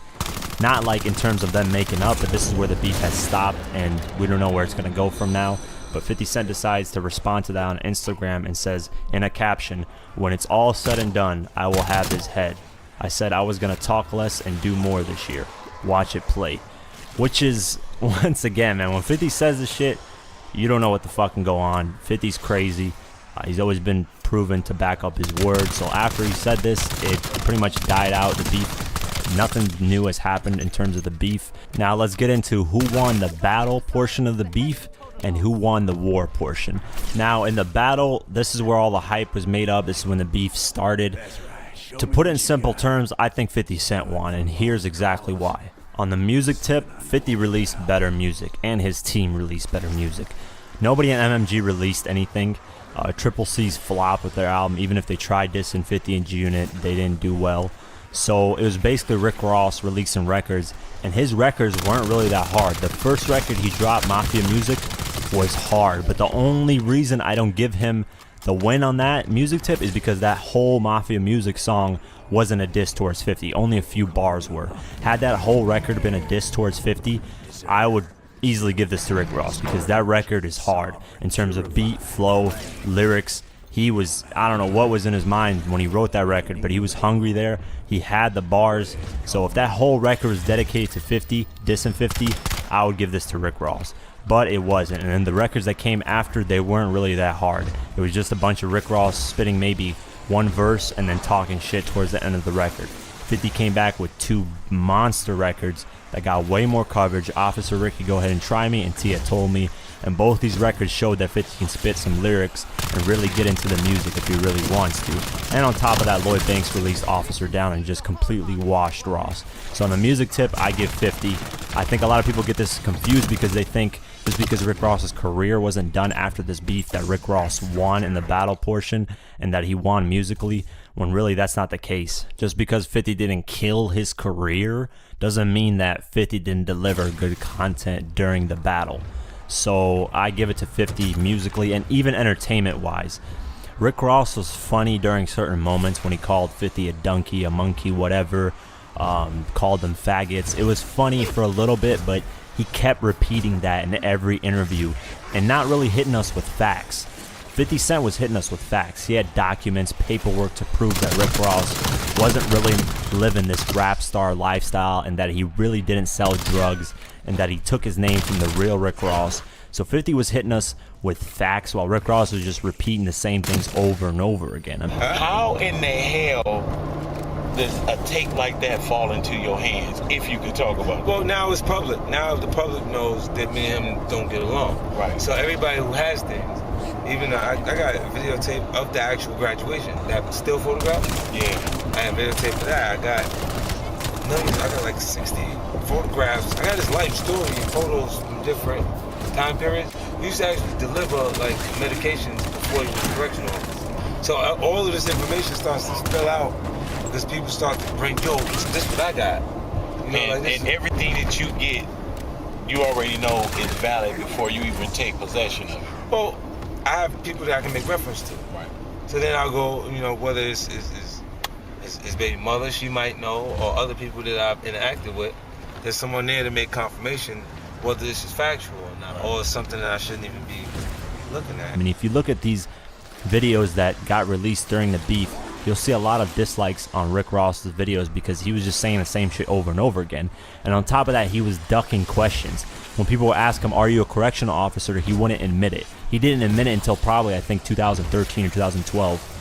This is years later after people revealed that he's a correctional officer, which makes him look weak and makes him not stand his ground, you know. Had Rick Ross come out from the jump and be like, listen, I was a correctional officer. I had to do that job in order to feed my family at the time, and it was just a short thing. Had he come out and admitted that himself and not denied it and become this sort of fake persona, I would have given Rick Ross a lot more respect. I still would have liked him to this day, but he didn't do that. He ducked it. He kept ducking it every time, and it just made him look weak and fake. Rick Ross, where did the picture come from? Is that Rick Ross? Was Rick Ross a CO? Was that created, or is that a real picture? See, this is what we did, right?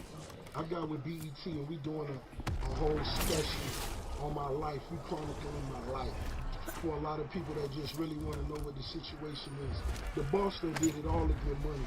And what you gotta understand is, if rumors surfaced, it wasn't because of, and people feel like I didn't address it, it wasn't because of myself. But you gotta understand, when you answer certain things, it may go to what was going on, who was involved, what the situation really was. So what we did was, we got with BET, and we chronicled my life. You understand that by the time I was 17 years old, 18 years old, I was in it, you know what I mean? A nice home, I was in whips, I was in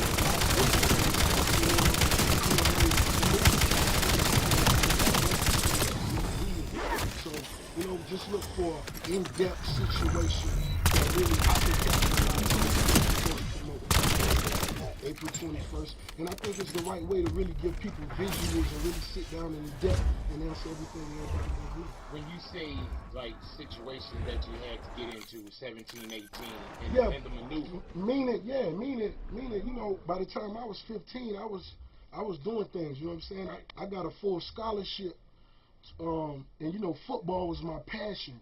I got a full scholarship, and it took me out of my city, it took me out of my element, it took me from around the people, you know what I mean? Because, like, you know, where I come from, all the moves I ever really made my whole life was like team moves.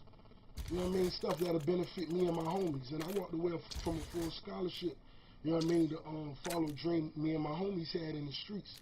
You know what I mean? So we all did a lot of different things to put us all in position. In position, right. And it's not the obvious.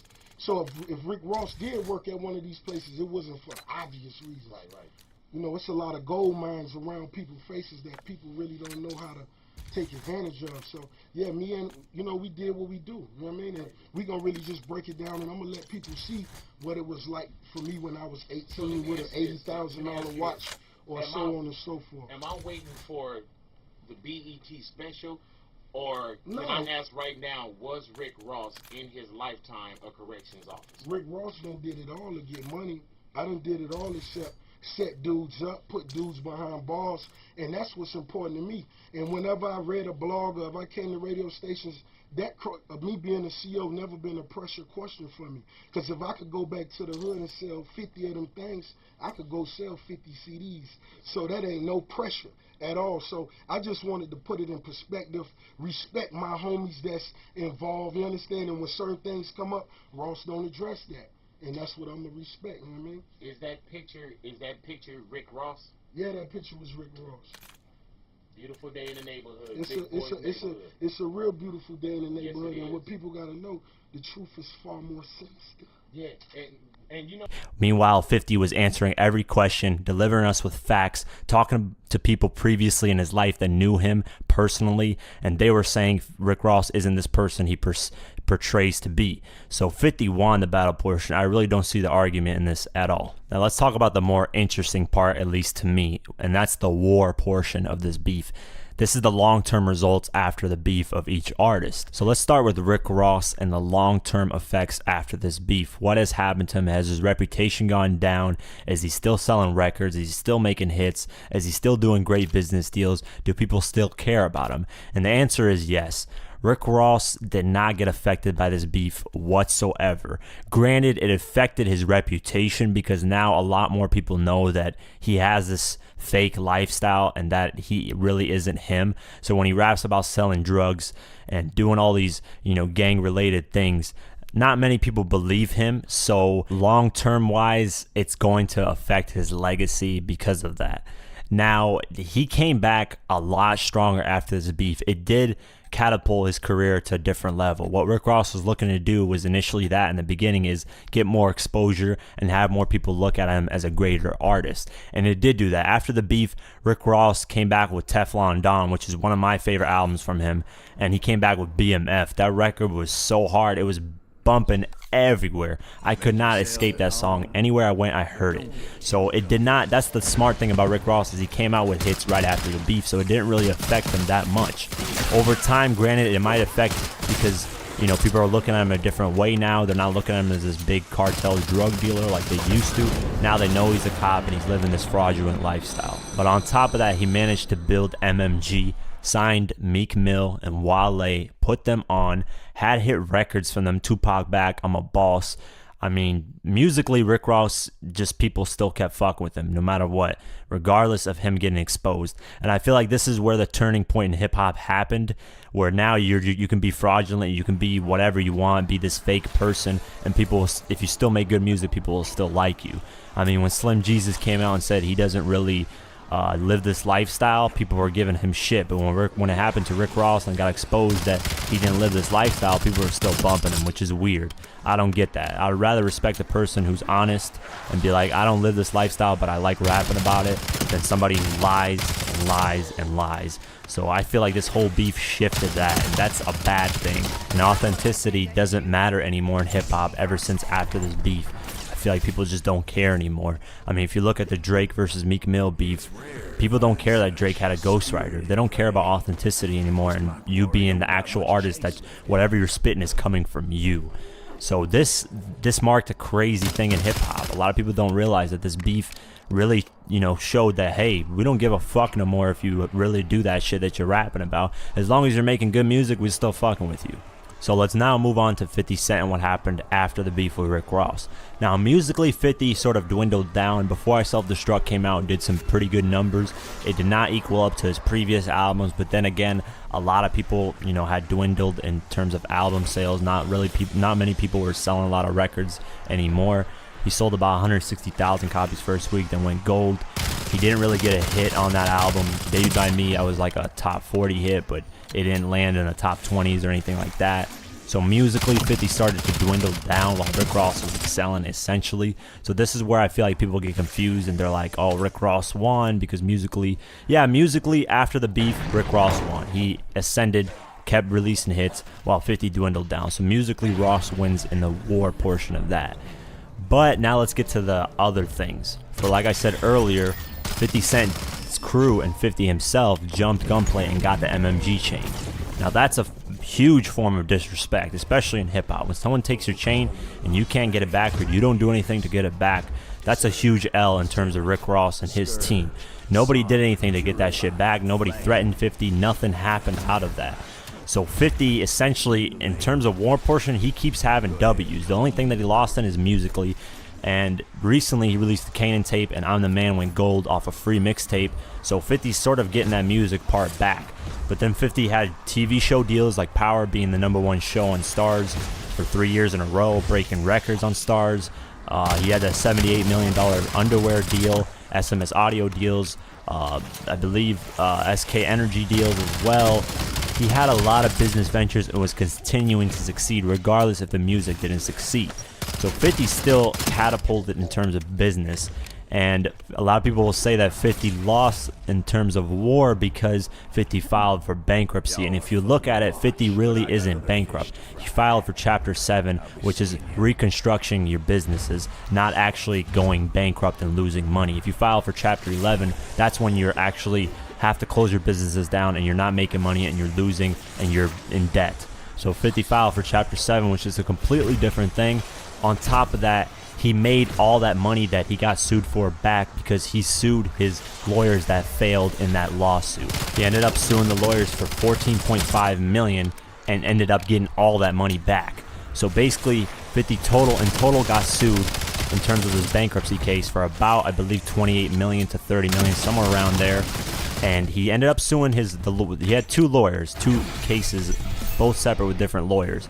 First lawyers, I believe, for the Sleek Audio case, he ended up suing them $14.5 million and won, so he got that money back. So granted, he's already halfway past the money that he was owed and he got that back. Now he's ended up suing his other lawyers for $35 million, and if he wins that and gets that back, he's essentially walking away with more money during the bankruptcy than he had. So he basically finessed the whole court system, which is genius. I mean, 50's walking away with a lot more money than he had previously. Even though he has to pay those people off, he's still gonna walk away with 6 to 7 million more than he had before he entered this lawsuit with these people.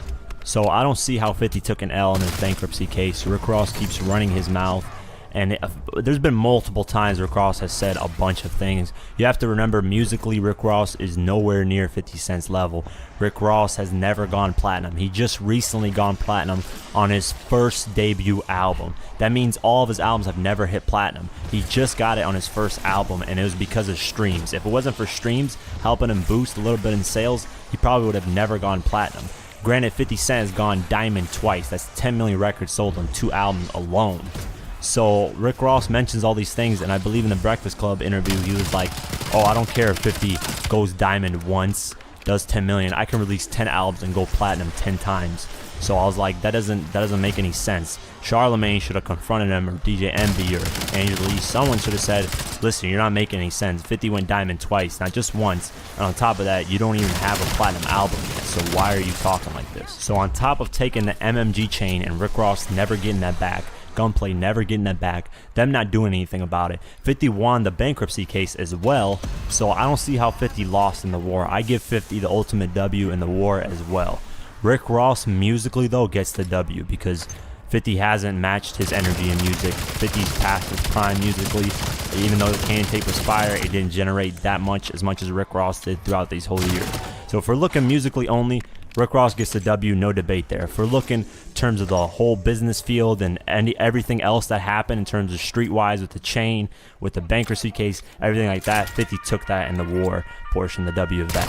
So if you look at all the facts of everything that I explained, I mean, you can look all this up. I'm not making up any of these things. I'll even probably leave links in the description if I don't forget. But before I make this video way too long, I'm going to end it here. Let me know what you guys think.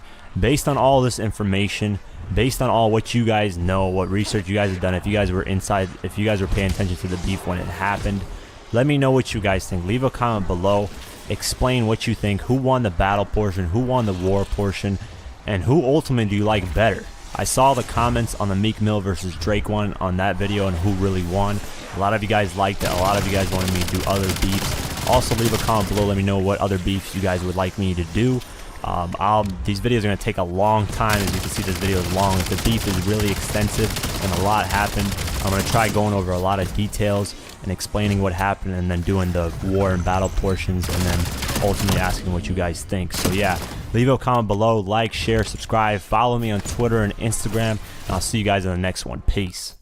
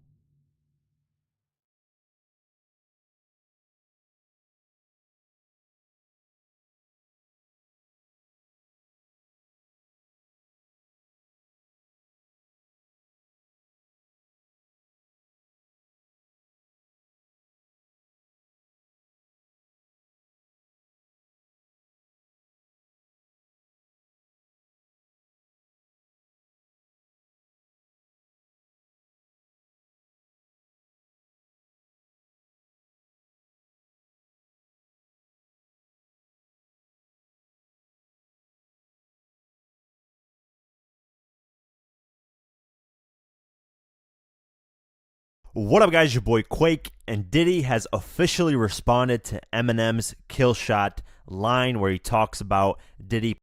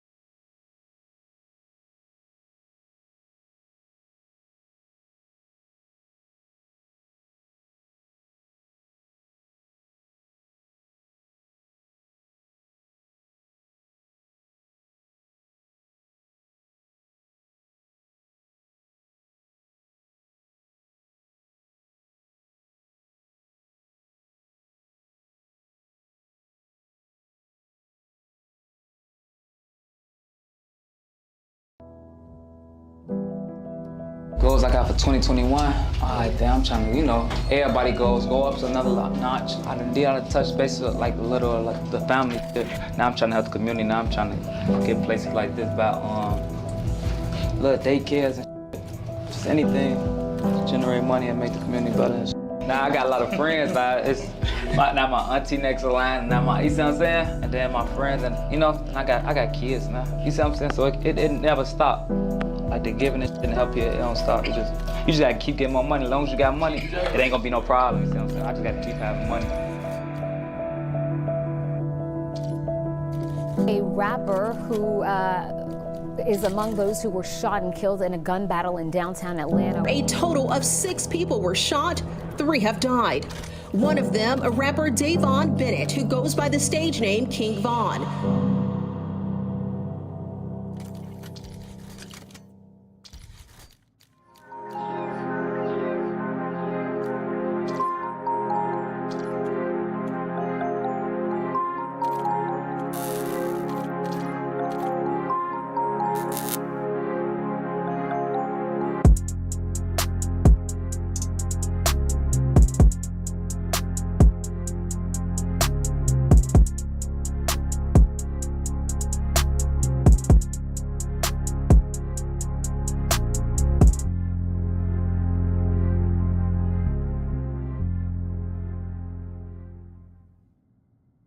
The streets of Southside Chicago has been riddled with violence for quite some time now. Throughout all that violence though, there were diamonds in the rough with immense amount of talent in hip-hop, specifically in a location now known to the world as O Block. The people living there might have known of O Block for quite some time, but the world didn't until Chief Keef, Lil Durk, Fredo Santana, Lil Reese, and many more started to blow up. And as time went on, more and more artists started blowing up from that area, and Chicago finally once again became a big staple in hip-hop. And just recently, an artist by the name of King Von has started to blow up from that exact area. Through his unique flows and his insane street storytelling abilities, he was just another superstar from O Block, ready to take off. King Von was born Davon Bennett on August 9th, 1994, and he was born on Parkway Gardens, also known as O Block, located specifically on the 64th Street on King Drive in the south side of Chicago. He was raised in a broken home with divorced parents. He never saw his mom and biological father together. His father ended up serving time in prison, and when he got out is when he officially met his father, but he was only roughly 8 years old, so he doesn't really remember it. Then a couple months later after meeting him, his father was killed. Despite that, King Von ended up getting good grades in school, whether it was through elementary and through middle school. However, around middle school is when King Von says he started getting involved in the street life, because when he got out of school, he was bored and decided to explore the streets with his friends. And around middle school is when he officially met Lil Durk, and they started to hang out as close friends. Don't nobody really know when they started being bad. That shit was really regular. You know what I'm saying? Like, I don't know. I just woke up one day, I was bad as hell. I don't know what the fuck. I was just getting the A's and B's. I don't know what happened. School, you see what I'm saying? School over here with the nice teaching and nice people out there. All right, so now I'm going off they from that. Since they nice and being, you know, productive and all, I'm doing my work, I'm in school. But now I'm out of school with the people that ain't doing shit, but on the street, all they know is being loud, mean, you know, selling drugs, doing this, you know. So now I'm around them, you know, my environment shit, I'm adapted to that shit. As time went on while being out in the streets, King Von said that he never joined a gang. Instead, he was forced to be in a gang, which would end up being the BD's Black Disciples. And the reason why he says he was forced to be in the gang is because of the environment he grew up in. If you weren't associated with a gang, you would end up getting beat up every single day and robbed. So you had to be associated with the gang for protection and just for peace of mind. Oh, I ain't enjoying it. It's just like, since I'm over here, you see what I'm saying? You is what you, where you at? Like if you would have grew up, if you would have been born where I'm at, you would have been having to gang bang. Just because that's what it is. Or you ain't going outside. And with that lifestyle, obviously came trouble. And the first time King Von got arrested was when he was a young teenager. He got put into juvenile for allegedly armed robbery of a vehicle, and since he was so young, they gave him the option of boot camp. He took that immediately and got out pretty quickly. While his friend Lil Durk was rising in the music scene and becoming a star, he would end up getting into more trouble. And on November 21st, 2012, King Von was arrested and booked in Cook County Jail for unlawful possession of a firearm. And at this point, King Von says he dropped out of high school, which would be his junior year in high school. And without being in school, he devoted himself to the streets fully. By the time he hit 19, he caught a huge case that potentially could have gave him life in prison at the age of 19. This was a shooting that occurred on May 29th in 2014. Then on July 24th, 2014, he got booked and charged with first-degree murder and 2 counts of attempted murder. King Von ended up spending 3.5 years trying to fight this case, and while being in prison, he didn't waste any time being in there. He ended up getting his GED, and on top of that, he ended up writing his own music for the first time ever because he was planning on beating this case, getting out, and focusing on music like Lil Durk had told him to. And then they charged me the case I just got out for first-degree murder and 2 attempt murders. They charged me with that shit. I beat that. I get to that shit. While in prison too, he ended up getting a cell room with an 80-year-old man, and he would end up taking care of him throughout his whole prison bid. He would push him in his wheelchair. He would remind him to take out his dentures when he went to sleep. And of course, this old guy ended up calling him grandson, and he also got the name grandson because of how he was carrying himself in prison. He was showing respect. He was showing he was a leader in the BD thing. It be old men like they put you in the cell with like 7. They put me in the cell like that I gotta help him I gotta push him in the wheelchair. They put me in there with a nigga that. Nah, for real, like I'm in a cell with a nigga that's 80. I gotta take him to lunch. I'm in a joint. I don't even know this man, but he in my cell. I gotta take this man because we gonna leave this old man there.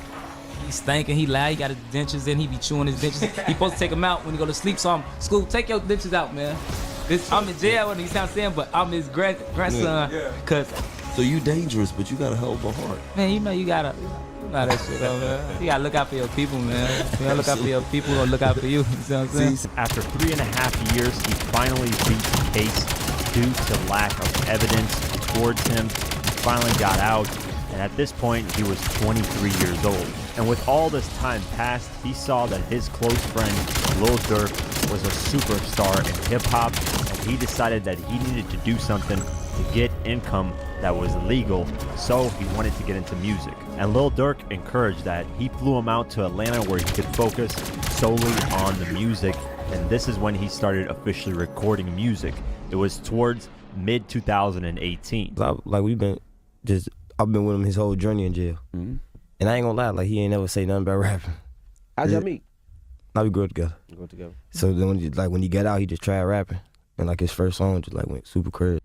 And one of the first tracks he released was with his homie THF Zoo called Beat That Body. And the reception for that track was great, so he kept recording music in Durk's house, and Durk taught him how to write tracks, and eventually he came up with the track Crazy Story. And when he released this track in December of 2018, everyone was going crazy at the crazy storytelling ability of this track, and it was something completely different with multiple flows. We made Crazy Story in my house.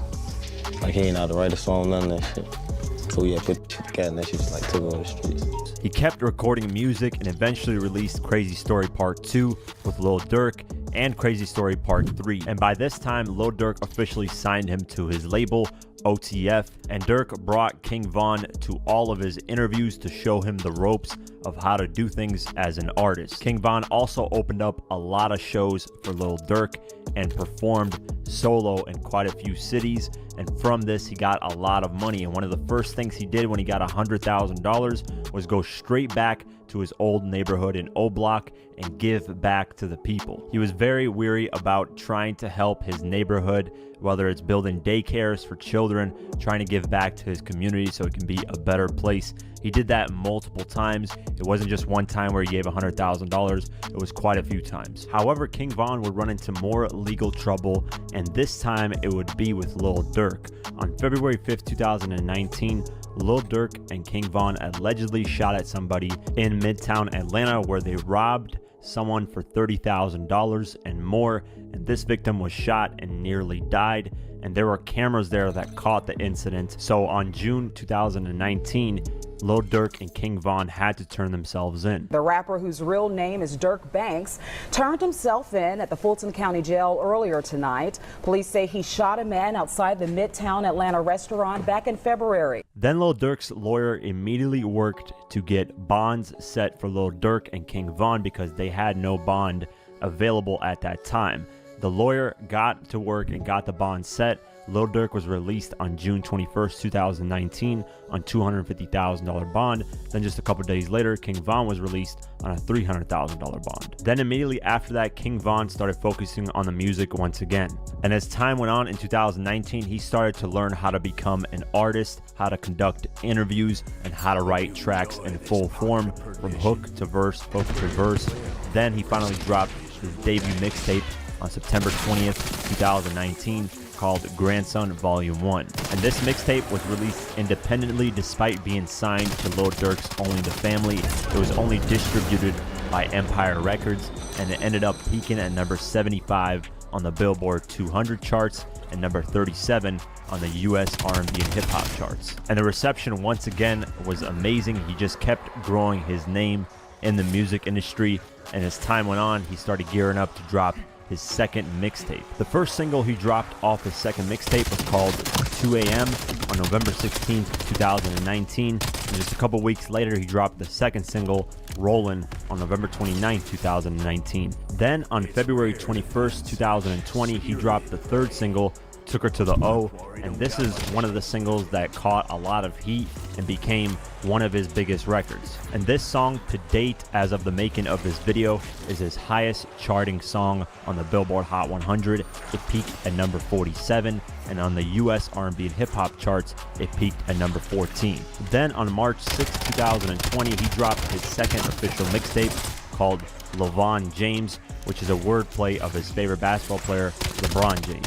And this mixtape debuted a lot higher than his first one. It peaked at number 63 on the Billboard 200 and peaked at number 36 on the top R&B and hip hop albums. With the success of the music, King Von was focused heavily on the music, but he still had a couple of beefs going on, whether it was in the streets or in the music industry. The street beef that he had was with his ops, FBG Duck, who was with the GDs, and King Von was with the BDs, who was on the opposite side, so they had a bunch of street beef. FBG Duck was best friends with a kid named Tuka. Tuka was murdered at the age of 15, and rappers that were part of the BDs, which was the ops, would make fun of Tuka's death, saying things like, "We're smoking on that Tuka." And King Von would actually do that in a couple of his tracks, such as All These Guys featuring Lil Durk. And of course, FBG Duck, being best friends with Tuka, did not like that, so King Von ended up inheriting that beef from the streets. FBG Duck even released a diss track towards King Von called I'm From 63rd. King Von would respond by saying it's trash. The other beefs that King Von had were more industry driven.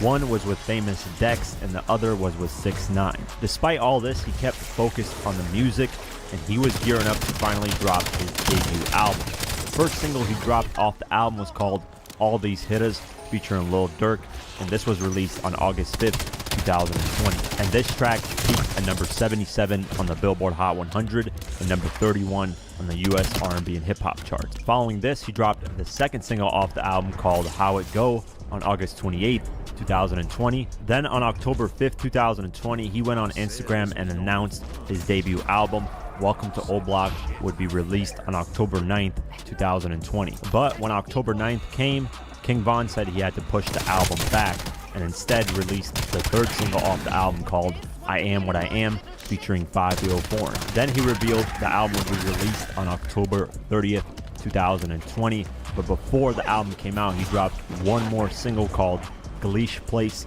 on October 23rd. Then finally, on October 30th, 2020, King Von drops his debut album, Welcome to Old Block. The album debuts at number 14 and sold 25,000 copies within its first week. King Von, however, would never get a chance to see the first week numbers of his debut album because on November 6th, 2020, King Von would end up getting killed due to an altercation at an Atlanta hookah lounge. King Von that night was out and about promoting his debut album. He had scheduled an album release party at Atlanta's Opium Club on Thursday, November 5th that night, and everything was going fine. King Von's manager says that after the album release party, they were all scheduled to go back to the hotel and sleep. However, Von's manager says that King Von was off that night for some reason. After the album release party, they all went back to their vehicles and started heading back to the hotel like planned. But King Von's manager says that King Von decided randomly to take a different turn and go to an after-party club. Von hopped in his security bulletproof truck with 2 other people and the driver and randomly decided to go to the after-party club. Once they got there, they realized none of the other people were there, so Von's DJ called and said, "Where are you guys at?" And that's when they realized that Von decided to go into an after-party club and not go back to the hotel. So after King Von's team finally came to the after-party club where King Von was at, they said that King Von was staying in his bulletproof truck for 30 to 35 minutes, not going into the club at all. King Von's friends decided to go back into their vehicles because it was really cold out that night and they were wondering, what is King Von doing? King Von's manager then comes into the passenger side of King Von's security bulletproof truck and asks him, "Why is it taking forever for you to go inside? Let's go." He then says, "Let's go." His security then checks the building inside and out to see if there's a threat. Now, King Von's manager says that they couldn't bring in guns to the club because it's a security risk, so all the security and everyone else who had weapons had to put it back in the vehicle. Von's manager says that one of King Von's friends came to the driver's side of King Von's vehicle and told King Von that Quando Rondo pulled up to the Atlanta after-party club, and he said that Quando Rondo was essentially lacking, meaning he didn't have anyone around him. It was just Quando Rondo and a driver. And Von's manager says that right when King Von heard that, he immediately got out the car and went at Quando Rondo and started fighting him. And everyone at this time was genuinely confused at what was going on. Nobody in each camp was even prepared. Then a white car pulled up and King Von's team had no idea who that white car was affiliated with. Out the car came Lil Tim, which was Quando Rondo's friend. He comes from the backside of King Von and shoots him multiple times. King Von's manager says that Lil Tim let off 5 to 6 shots. 2 of the bullets hit King Von. 1 hit him in the torso, 1 hit him in the thigh. 1 of the bullets hit King Von's manager, and King Von's manager says that King Von was using Quando Rondo as a shield while he was getting shot at. And when this happens, all hell breaks loose even more. The police that were guarding the area that night decided to get involved in the altercation and started shooting randomly at basically everyone there, and that's when everyone started scattering around. People were running back inside the club hoping they wouldn't get hit. And once things settled down, King Von's team went immediately to King Von, got him and put him in the back of their vehicle and drove him to the hospital. Apparently Quando Rondo was yelling out that King Von got shot, so his team heard that and ran towards him to help him out. His team ended up putting him in the back of a vehicle. They drove off to the Grady Hospital in Atlanta, and apparently King Von was conscious the whole time, telling the people in the car to calm down and relax and that he's going to be okay because everyone in the car was panicking about what just happened. They drove him to the Grady Hospital in Atlanta and immediately started performing surgery on him, but during the surgery process, he didn't make it. When the news officially came out, it was reported that King Von was in critical condition and that he was shot by the Atlanta Police Department. But as time went on, we realized obviously this wasn't the case. In the afternoon of November 6, 2020, it was officially announced that King Von had passed away at the age of 26. It was also reported that someone else had passed away as well, and 4 other people were injured, including King Von's manager and Lil Tim, who was the one who shot King Von. A couple days went on and Lil Tim was officially charged with the murder of King Von. And as time went on, more security footage came out, and Quando Rondo's team and lawyers are now saying they are practicing self-defense in this incident. And in Georgia, we have a stand your ground law.